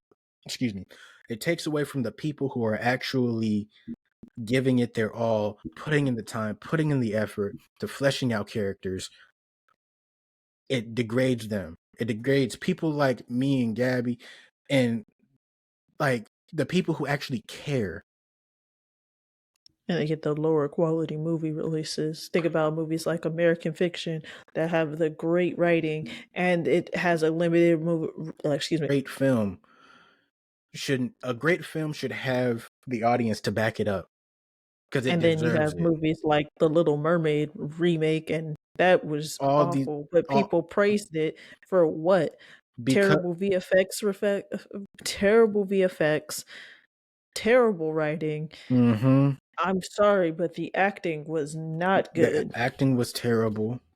Like, The music wasn't even good. I'm no, not yeah, sorry about that. yeah. It's hard to be sorry about that, but everybody was up Halle Bailey's butt because she's a good singer. And yes, I agree, she's a good singer. But Absolutely. everybody was up her butt because she's a great singer. Okay, the music wasn't composed well. And it's crazy because I love the composer, but it wasn't composed well. Yeah. Yep.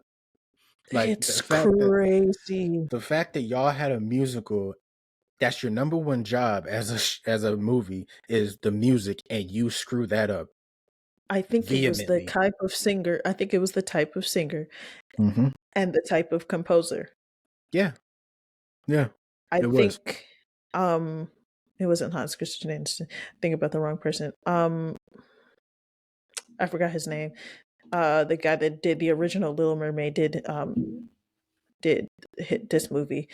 And I can't think of his name at the moment. He did the movie with her. And I'm not saying this because he's white, but look, it might be.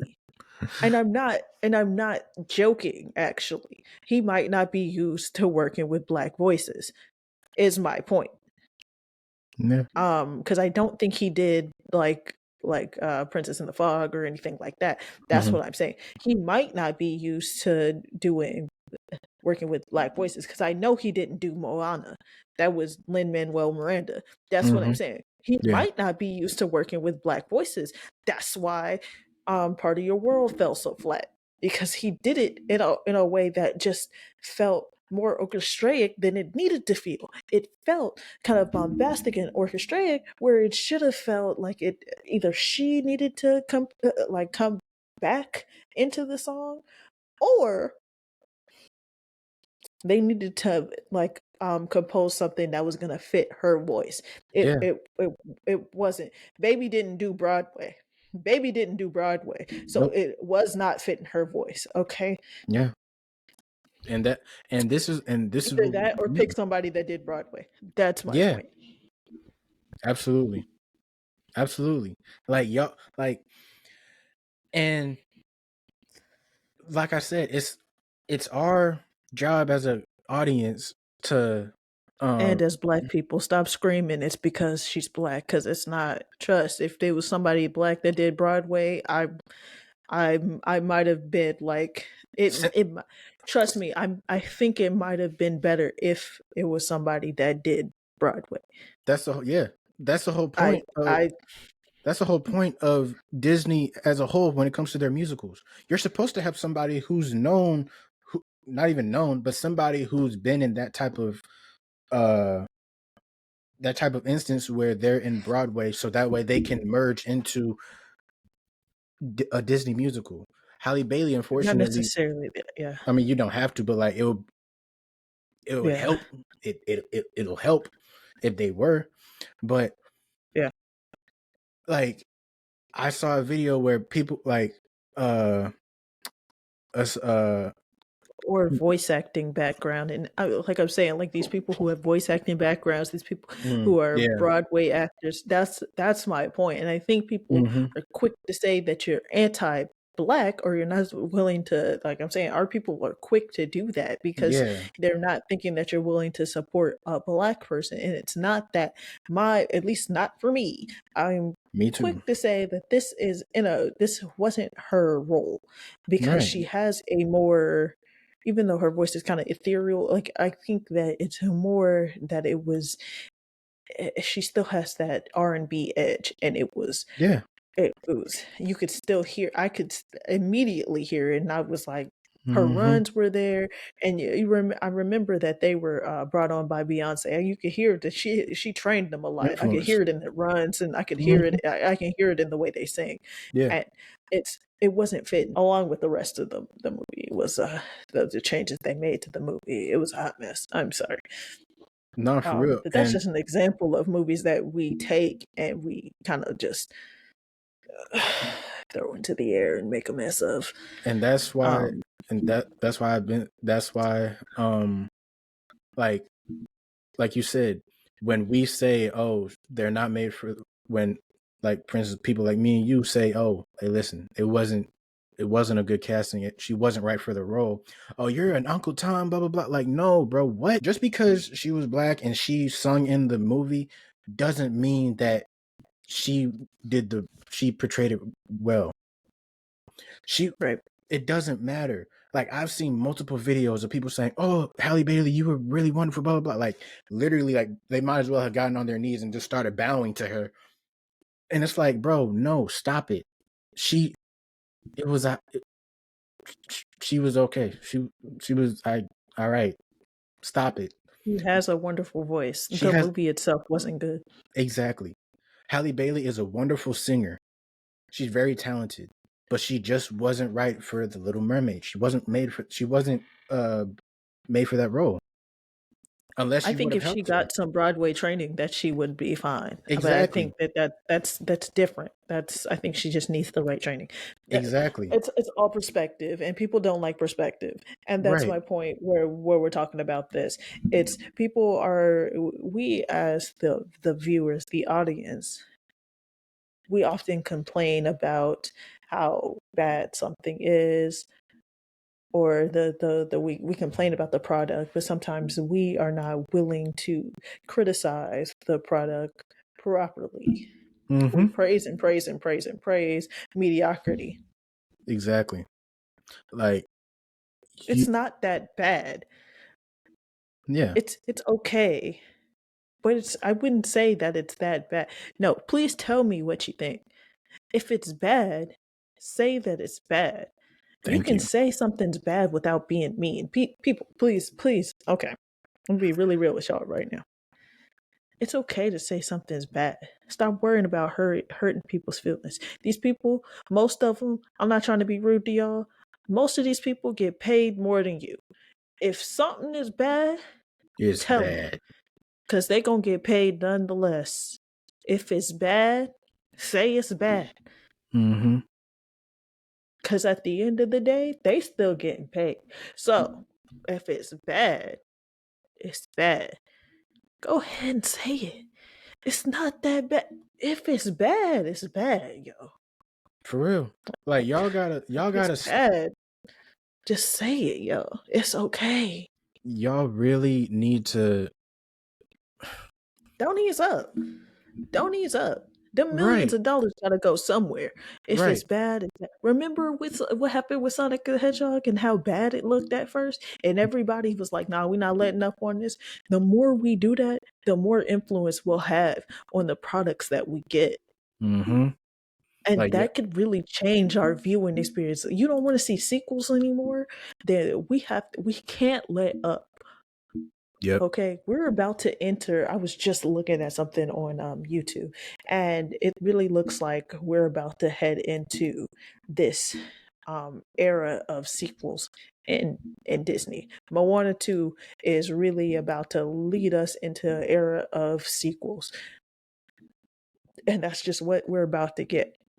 If now we're probably going to get there nonetheless, because I mean, some of them are movies that they've already made. Mm-hmm. If you just don't let up on these people, maybe we can just prevent just getting only just sequels. We're about to get like a Kung Fu Panda 4, which For no I reason. don't. For no apparent reason.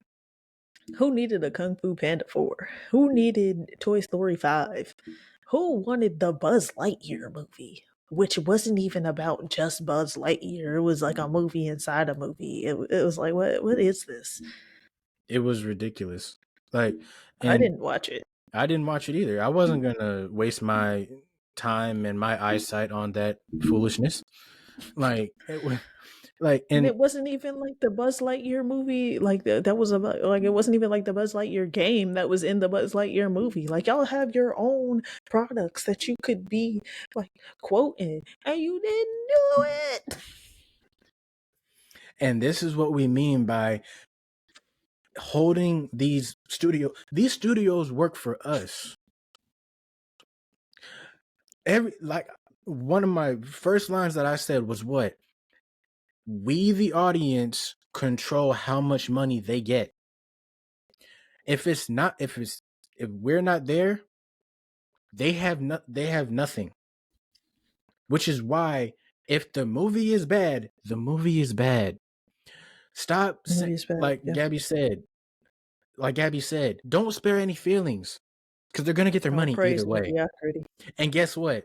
Not only are they going to get their money back, but they're also going to brag about it too. Not in a sense of like, oh, I got all my money. No, they're bragging in a way of they're going to continue making this BS until somebody stops them. Until Exactly. the people start being like, wait, hold on, why I'm am I gonna milk it watching dry. this? Right. Exactly. And guess what? By the time people start catching on, they're multimillionaires. They're moving on to the next BS movie or the next trilogy or whatever. It's a snowball effect. So y'all we need to get our act together. That's simple. So to give you guys an example of what I mean, for some of you who may not be some of those sheeple, I'm going to read some tweets that I found that basically kind of explain what I mean of people just not being able to express themselves very well. This is about like the Avatar: The Last Airbender show. I'm on episode 3, and none of the timeline. And I'm sorry, I didn't pick all bad ones. I also picked good ones. So some people are saying good things, some people saying bad things. Mm-hmm. I'm on episode 3, and none of the timeline mixing makes it bad so far. The plot is not a disaster at all. It's actually more linear than the original series. I'm seeing so much hate against this show, and I have no idea where it comes from. Somebody responded to that tweet and said, I'm only halfway through the first episode, and it feels like a bland CW teen drama so far. I should go watch the original again. And somebody responded to the first one and said, just enjoy the story. And honestly, the just enjoy the story, I've seen that a lot. And just enjoy the story is honestly awful, because how can you enjoy the story if the story is awful? Honestly, just say that you're lazy. Or the people that be like, it's just a movie. Oh my gosh, it's just a show. It's like, bruh, why are you here? Right. Why are you here? Why are you in this Exactly. discussion? Or they just peep into the discussion like it's just a movie. Gosh, like why are you even hearing this It's not that conversation? big of a deal. Blah blah blah. You do know that everybody hates that concessions and whatnot is expensive, right? It's expensive because the theater doesn't get money from the box office. No. The theaters that we go to, the theaters that everybody goes to, that popcorn, that $10 popcorn, that's a small. Yeah, the theaters make that money off of it. All of these box office movies that have a budget of, let's say, $50 million, or okay, that's dragging it, $100 to $200 million, and they make $500, $750 million. None of the AMC Regals, they don't make that money. So what does that tell you? All of your money is going towards these films, going towards these productions. You don't like the expensive concession stands? Don't go see the movie. Simple as that. Watch it on a very legal site. Exactly. Exactly. Watch it on I a very still have legal to site. watch the Bull Heron. Right. Like, don't watch the movie if you don't like the concession stands of how expensive they are. Or just don't buy any popcorn, bro. That too. Or it could just be like, it was back in the day, just sneak some candy in your purse. Dang. Mm-hmm. Right. Wear a trench coat and just sneak some candy in there. Go to Walmart first. Yeah. But you Like, didn't hear that from me. Anyway, next tweet. Well, damn, I didn't have great expectations, but that's still disappointing. This is one of those instances where the fan base would be completely satisfied with a complete live action remake of the animated series. Verbatim. We'd love it, but they won't do it.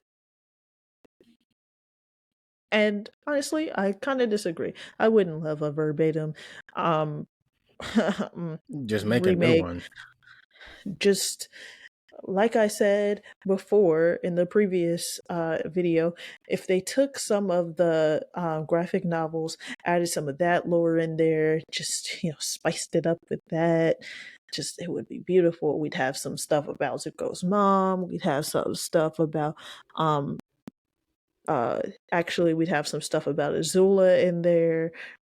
Yeah, yeah, because it has some stuff about Azula after season 3. So Yeah. yeah. Because there's really no point in making a live action version of the exact same thing. Because you already have it. You're wasting your money with Exactly. that. Simple. Exactly. I'm not gonna lie, Avatar live action is really good. A little goofy after watching OG, but damn, I What? don't know why they said a little goofy, There was but nothing goofy about. Oh, okay, whatever. I guess they're saying like the acting. I don't know. This person's kind of sometimes it's just Sometimes with tweets, like, yeah. this is gonna make you laugh, Harrison. This is gonna make Okay. you laugh. All right. I'm ready. Can we talk about how amazing Ken Lung? I don't think I'm saying that right. Is as Admiral Zhao. I got you perfect on time, bro. When I saw that, I was like, yeah, I definitely got to keep that one. Are you kidding me? Gerald Zhao, the freaking I was like, bro, yo, I got to keep this one. bro, y'all peep the I was like, I got to keep this one. I got to yeah. keep this one. Yeah, the media I got to keep this one. the literacy that y'all have, the media literacy that y'all have, and by media literacy, I mean y'all's interpretations, y'all interpretation of stuff is wild. Y'all, it is truly, truly mind-boggling how dense-brained y'all are. Not dense brained. All right, next one. The awkwardness of the kids in this new Avatar show was jarring at first, but now it's actually endearing. I have to remind myself sometimes that not everyone needs to be an Oscar-winning actor. Also, Suki being so openly thirsty for topless Sokka was so funny. I'm 2 episodes in, and I'm worried the story is going to move super fast, but I'm excited for more. Your face. Oh my god, your face. What? Oh my. Everything about it was wrong. Everything about it was bad. I See, think he just spazzed out a little bit. He said, words can't describe how awful that tweet was. I yeah, can't for real. I can't put together words to describe how awful that was. These people They just be eating up foolishness. just go see Hallmark movies if y'all are thirsty for romance and Bad acting. and bad acting. Honestly, like go look at the Hallmark And movies, Lifetime. Lifetime, MTV. BET. Yeah, yeah. No, Tyler Perry got that new show, Mea Coppola. Or Oh Mea yeah, Coppola. yeah. Mea On Coppola. Netflix, I don't know. I don't know what I just said. Mia Quifula. What is it called? Mea Culpa? Yeah, I Mia don't know what it's Copa. called. There Copa you go. I with don't know Kelly what the Rowland. hell I just said. I don't know Yeah, what I said at first. Like y'all, Yo, I'm sorry. I just said whatever. Somebody came in the drive-thru today and called the empanada empanadia. I there's a line. can't. There's a line that people just say you want the. Oh my gosh, just like I said, just look at the Lifetime, Hallmark, BET, MTV movies. I mean, shows. Because not everyone needs to be an Oscar-winning actor. The fact that y'all think, first off, the fact that y'all actually think when we give criticism towards shows or movies, we expect Oscar level acting. Man, not even every What? actor is an Oscar winner. I mean, not even all of the adults are Oscar winning actors.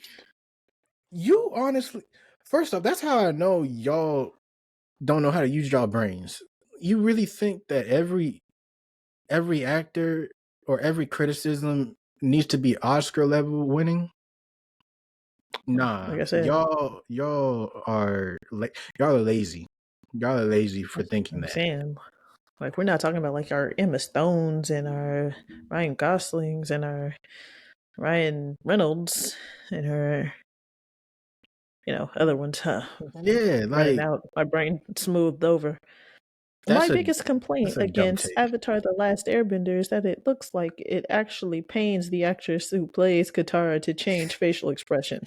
There's more than there's more life in a wooden post. I picked some good ones. Yo, hey, whoever made that tweet, shout out to you, bro. Shout out to That was actually from Threads. That's what I'm talking about. This is the type of accountability we're talking about, man. This is Mhm. what we're talking about. The emotional blandness of a wooden post. Yeah. Wow. I ain't Finally lying. finished the Netflix Avatar original, ATLA adaptation because I couldn't even get the Yeah. full thoughts tomorrow. But right now, I liked it. I'm hopeful for season 2. Is it better than the original? I'll have to marinate on that. But preliminary, no. But that doesn't mean it. I can't get these words out because is it hopeful? Is it better than the original? It's like you have to think about that. Right. But that doesn't mean it isn't good on its own, right? No. Or oh, it isn't good in its own right. I said that wrong. No. Still no. The original, this is a response. The original is amazing, but I personally loved this remake. Just finished it also, by the way. It's different in a good way. Side note, everybody's entitled to their opinions. Absolutely. Some of them are wrong. Well, I guess some of them, I mean, opinions are subjective in nature, but, some of them are also shite. So, I'm going to put it like this. If a person says that they like the M. Night Shyamalan movie of Avatar: The Last Airbender, is it subjective? In a way, yes, but they're vehemently wrong. Because everybody and their mama knows that they couldn't even pronounce the characters' names right. Ong. My soul just twitched after just saying that. Y'all know that it's a bad movie. they was out here saying soca. Soca. Like acting like it's the Caribbean. Soca music. What? What? Like what? No. No. Stop it. It was not good. It wasn't good. Anyway, I think something to consider when evaluating the series is the nature of legendary storytelling. The original series even touches on this via the play in season 3. I think it's amazing to retell a story in a different medium with different artists. It's like a play, different cast, different sets, different special effects, every performance offering a different perspective of the story. That comment was a nothing burger, because I they was about really to didn't have a say. point. I was about to ask you to reread it because I'm just like, wait, maybe I It was didn't a nothing comprehend burger. it. It didn't have a It didn't have a point. It was an air sandwich. Live action actually is actually the Avatar Last Airbender live action is actually really good when there's not a nagging bitch in your ear saying it's inaccurate. Then shut up. But it is inaccurate. But So like what? right, it is the whole inaccurate and awful. So you cannot, like we said earlier in the episode, the whole point of this show was a live action version of it, but having a darker feel to it. So if it's like the show, then we obviously need to compare it to the original one because that's what the freaking title is. Therefore, you cannot. if I play devil's advocate here, I guess the darker version of the show would be Aang comes out of the ice and everybody's mad at this little muff. You know. Yeah. Everybody's mad at him. That's the darker twist. Yeah. But that's kind of lame to me. Yeah. There's no nuance in the fact that, like, because I guess in the original, right, he comes out and it's not necessarily about everybody being mad at him. It's nobody really knows that he exists because they assume that he's not alive, right? Mm-hmm. Okay. There's no nuance in, like, everybody's mad at the fact that he was gone. Right. Because everybody assumed that he wasn't alive. Everybody thought that he was he got washed by the Fire Nation 100 years ago. Right. So the fact that everybody's mad seems weird because, like, why would everybody assume that he ran away? It actually doesn't make any sense.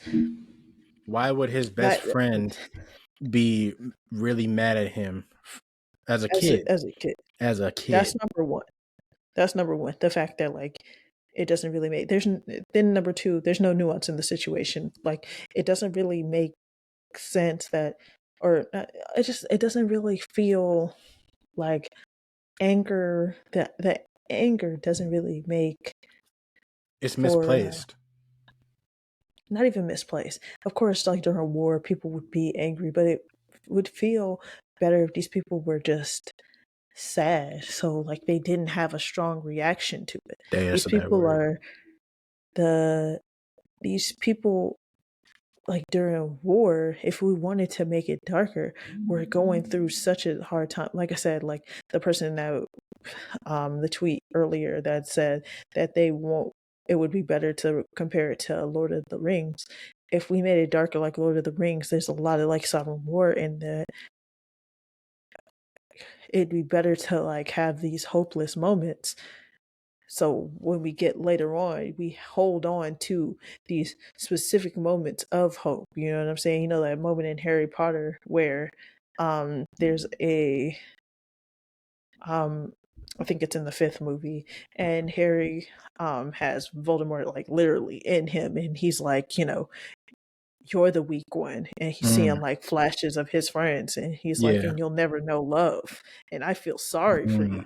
It's like something like that, you know what I'm saying? Like, it's holding on to hope, but during these darker moments, you know what I'm saying? Yeah. Like, that's what I'm saying. Literally, people being sad just because there is no avatar.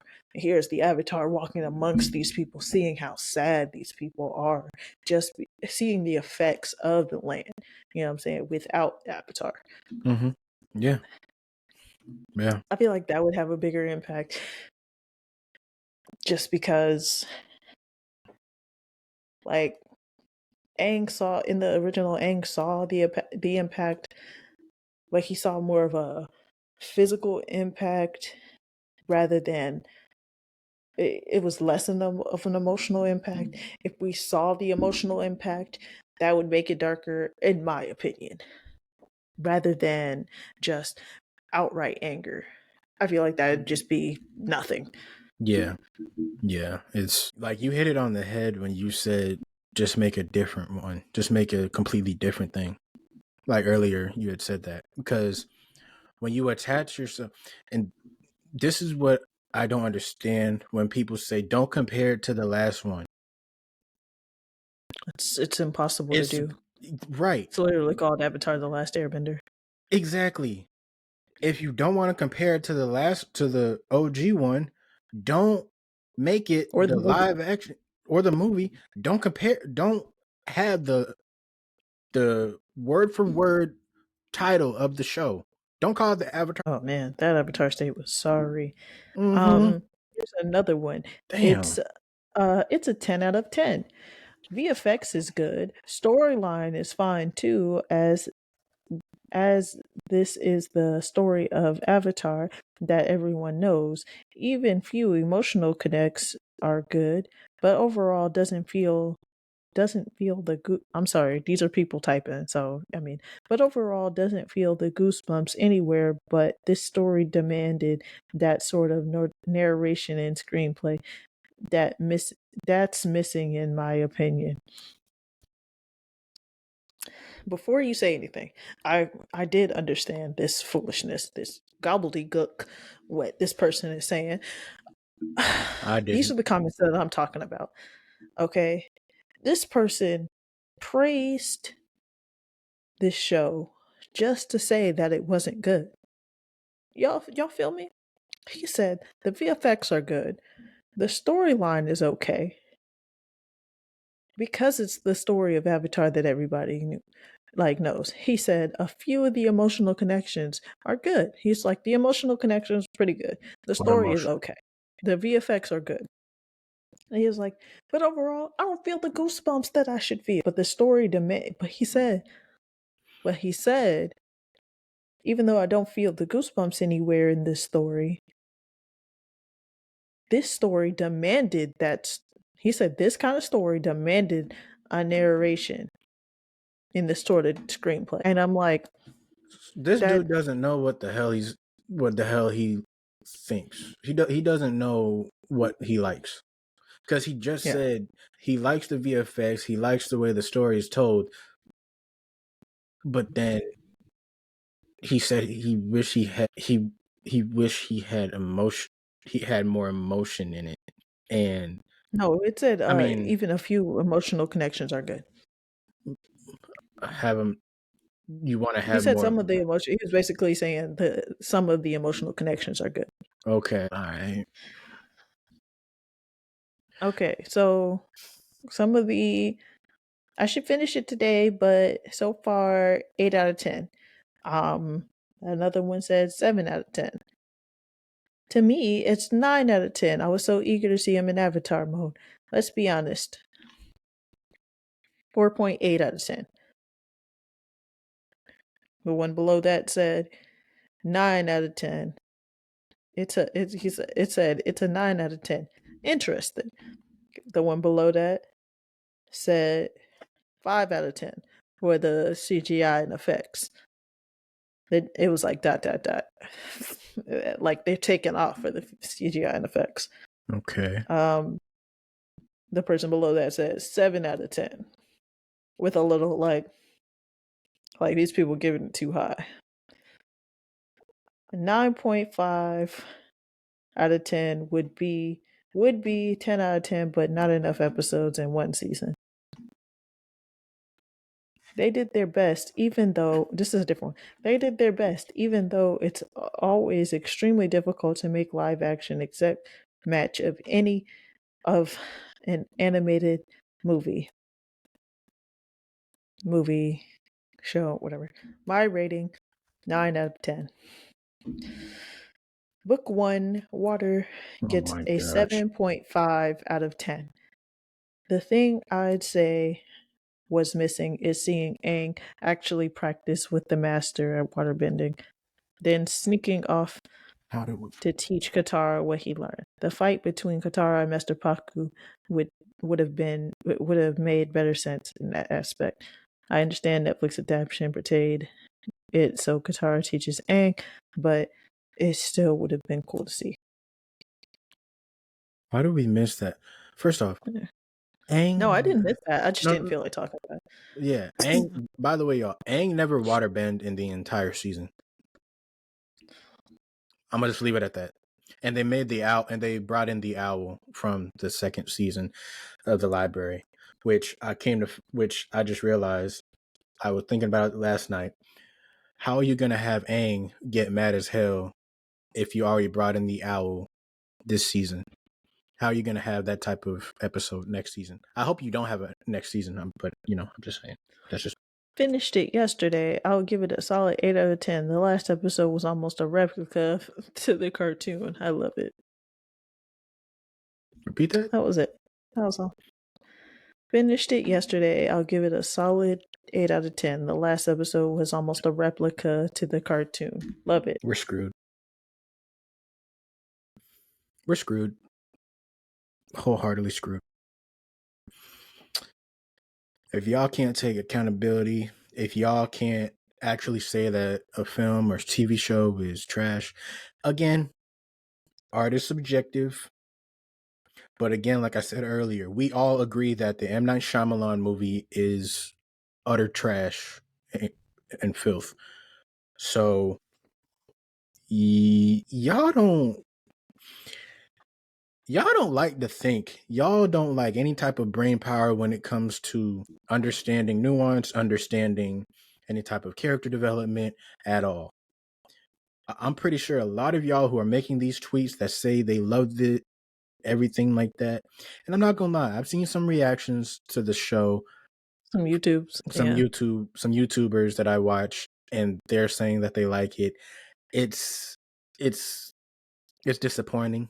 I'm gonna still watch. It's disappointing. Some of my favorite YouTubers, and I was like, but some of my favorite YouTubers are easily impressed. Right? Yeah, like it's disappointing, and sometimes it's like they haven't seen the show, so it's like, okay, well, if you haven't seen the show, it's okay. What makes it worse, like some of the YouTubers that I watch, they've seen the whole entire show, and you can see it on their faces that they're loving like each episode. Like most of them that I've seen, they've gone up to episode 3, and so far their reaction is really good. But come on now, y'all.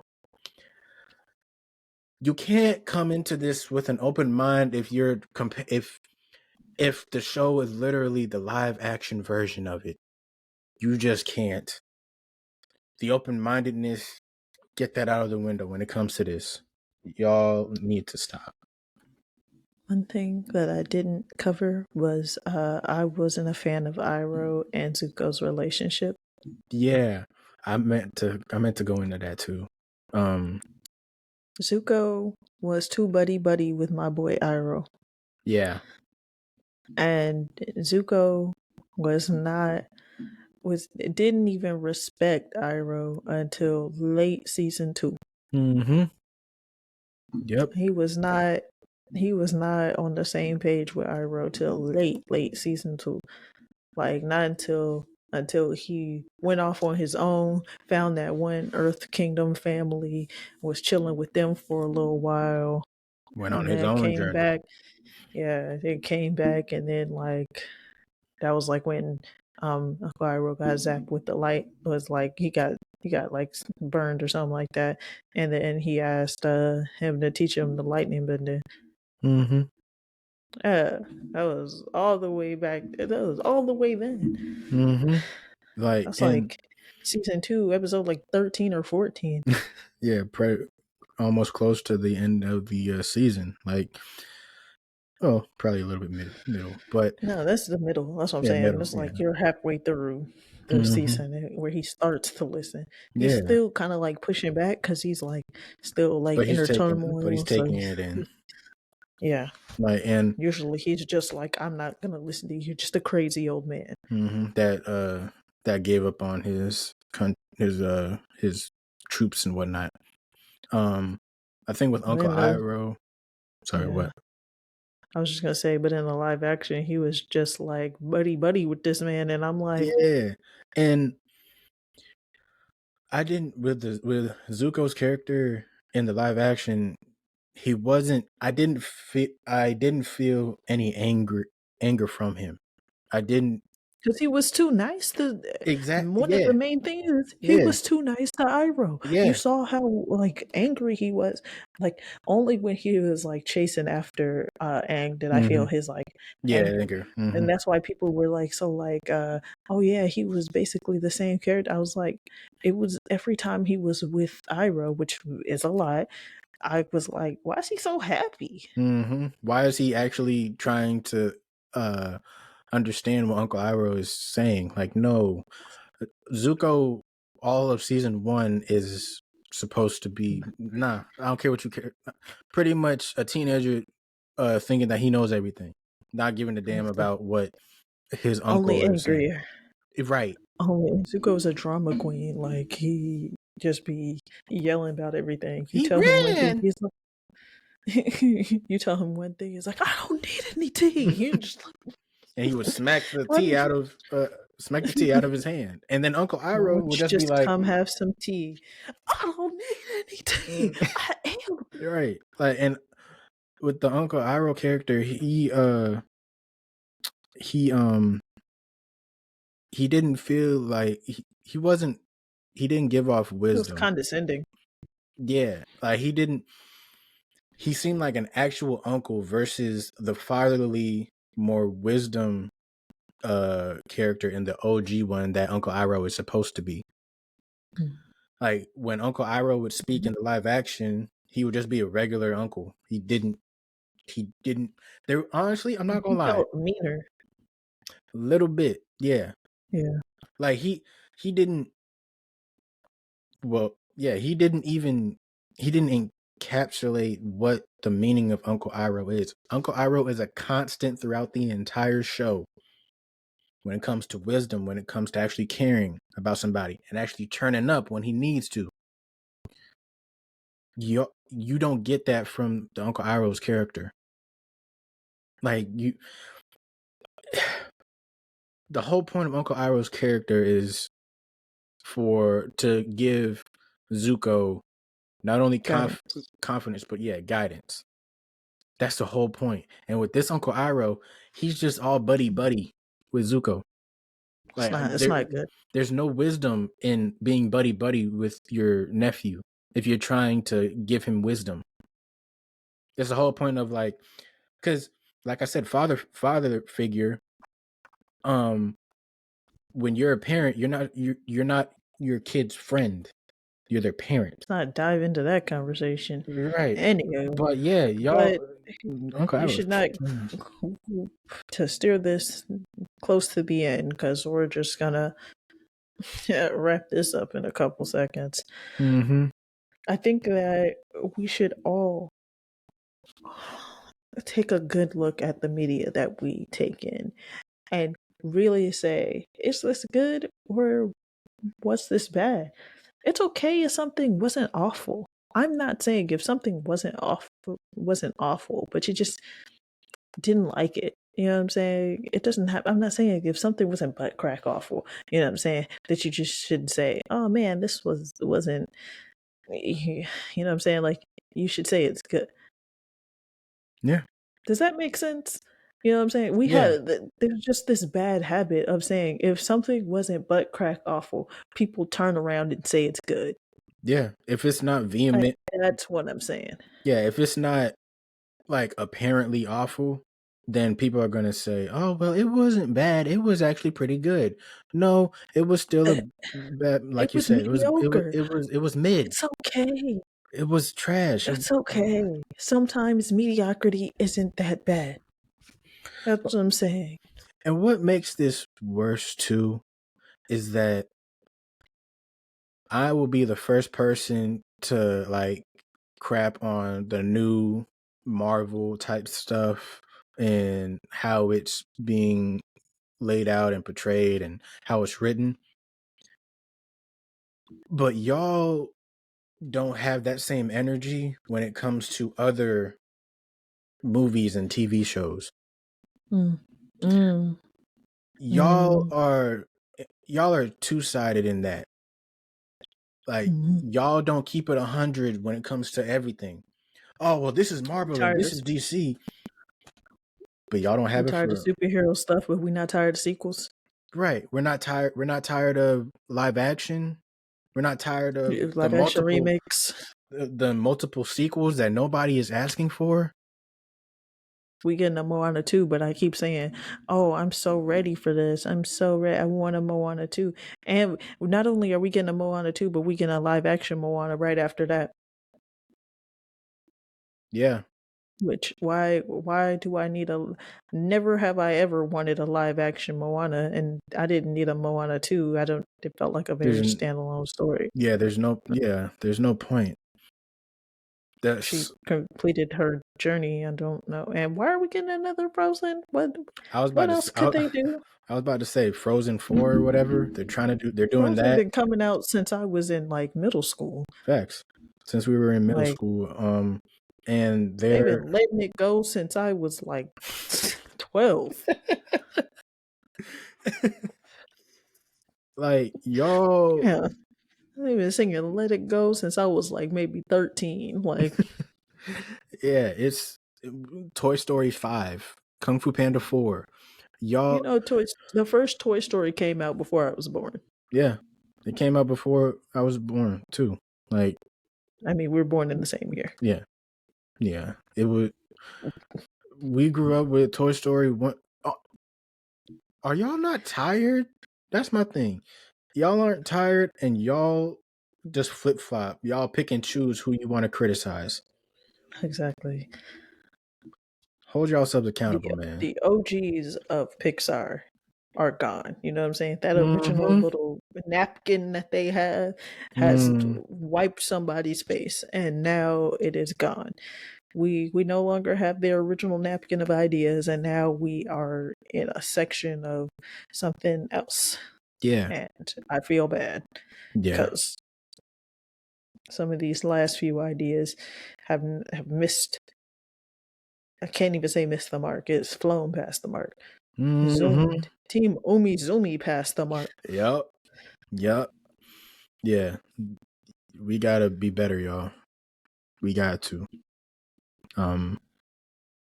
Yeah. I really want you guys to sit down and think about if something is good, if it's just or if it's bad, and if it's just there's nothing wrong with that. You know what I'm saying? Like, it won't hurt nobody's feelings if it's just I promise you, I'm writing my own short film, and if somebody told me it was just when it came out, it probably would hurt my feelings, I'm not gonna lie. But in the sense of you know, it just hurts for like when you first start. Yeah. But it does help you. It helps. Yeah. Because you learn what you need to work on. And that's the whole point of constructive criticism. If I come out with the movie and I directed it and it's bad, say it's bad. I can make up all the excuses I want. I can say, oh, we didn't have enough time, or oh, I didn't have the budget, and blah, blah, blah. If it's bad, it's bad. And guess what? I'm going to grow from doing that. The whole point of evolution is evolving. That's literally what it is. If you don't evolve as a creative person, then you're not doing your job right. You're just saying, screw it, I'm good, whatever. Exactly. They don't know what they're talking about. Even though, like I've been saying, us, the audience, is what funds these people. Be real with these people, y'all. If the show or movie is awful, if it's bad, say it. These people do not care about your feelings. They don't care. They just care about the money that they are coming in with. If they were true, sorry, go ahead. No, I was just going to say that think about it this way, especially when it comes to production companies. If we don't watch certain shows anymore, if it's not doing well anymore, the money from that project can fund another project. Yep. Yep. Let's say you stop watching shows like, I'm just gonna name something like The Office, whatever. Mhm. Like, yeah, The Office is over, so they put that money into another show that you might love now. You know what I'm saying? Like, right? Or there's a show that's been on for years. You know what I'm saying? Nobody watches it, and everybody's wondering, well, why the hell is it still on? It's Excuse me, it gets good, like, what, prime time ratings. Yeah. Well, nobody watches it, right? Mhm. Make it so nobody watches it. Yep. We can put that money into a different show.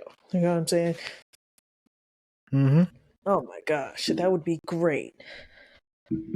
Because that's actually how that works. The least the If we stop watching this crap, we can funnel the money into other projects because most of their projects are on the back burner. Yeah. These people, they just funnel stuff out to us as projects die Mhm. or as they get more money. Yeah. That's and yeah, she hit it on the head. The more we look at them, the more money that they're gonna put into it, or they're gonna put into another project, and the BS gonna keep on rolling down the hill. And don't think they don't look at this stuff online. They do. And that's why I bring up we are part of the problem. They look at discourse online. That's Yep. what they have marketing teams for. They have their marketing teams for. They have research people. They have these people that go online. They have these people that look up, kind of what people talk about online, what they like, what they don't like. They have these people that actually look up our stuff and whether or not these people are gonna watch the show. That's why shows get canceled because of the numbers dropping. Because especially with stuff being on streaming, um they do have like analytics and stuff like that, but they also Mhm. check to make sure that like the way people just have like stuff on at night, you know what I'm saying? Yeah. Like they actually check that stuff like via like how you talk about it online. Yeah. That's why, like we said, Sonic the Hedgehog got bullied into actually reanimating and redesigning Sonic because of how the discourse was on social media. It's Mm-hmm. proven to work. It's proven to work actually multiple times. Exactly. So, Think about like Madam Web. If we had bullied them into like making that movie better, it probably could have worked. probably not. It probably could have. Well, Mm. no, because that was Sony. That was Sony. Oh, okay. Yeah, that was not Marvel. That was Okay. Sony. That's kind of worse. But yeah, yeah, I mean, Sony movies have not been. The yeah. Sony verse is not So, strong. yeah, yeah. You know, And Sony has Morbius. It has Madam Web. they're saying that Madam Web is actually worse than Morbius. So, I heard, yeah, and because Morbius was laughably bad. This apparently has just no soul. yeah. So that just be real with y'all comments, Ooh, man. Just be Morbius was bad, man. yeah, yeah. Who did I see Morbius with? Me. I erased it from my brain, so I'm sorry. No, you're good. I Ugh. unfortunately can't. I have a good memory, unfortunately. But all in all, y'all, be real with y'all comments. Hold these studios and productions accountable. I think that's it. And yeah, Oh, no, that's it. Yeah, that's it. yeah. Don't forget to like and subscribe. Mm-hmm. Leave a comment. Yep. We're trying to build up these views, you guys. Please share the video. Mm-hmm. Make sure you follow us on all our We are social really medias. trying. Oh, sorry. We are really trying to build up a community, you guys. So Yeah. make sure you comment. We're trying to get up in the algorithm and all of that jazz. This is definitely gonna be a 2 or possibly even 3-parter. So Yeah, we'll yeah. probably talk about this last part probably again. Well, I'm not bringing up Avatar: The Last Airbender Oh again. yeah, I'm no, not doing that. we're done with Avatar Last Airbender, y'all. Yeah, we're done with that. If you have any suggestions, please leave them below, or you could talk to us on Instagram. Mm-hmm. Definitely, we'll probably put up some reels. Definitely leave them in the comments if you want anything. Oh my gosh, I'm falling out of my seat. Um, yeah, I'm ending the video. I almost Yeah. died. All right, y'all. We love y'all. Get your popcorn ready for next episode. We got some more coming for you. Peace.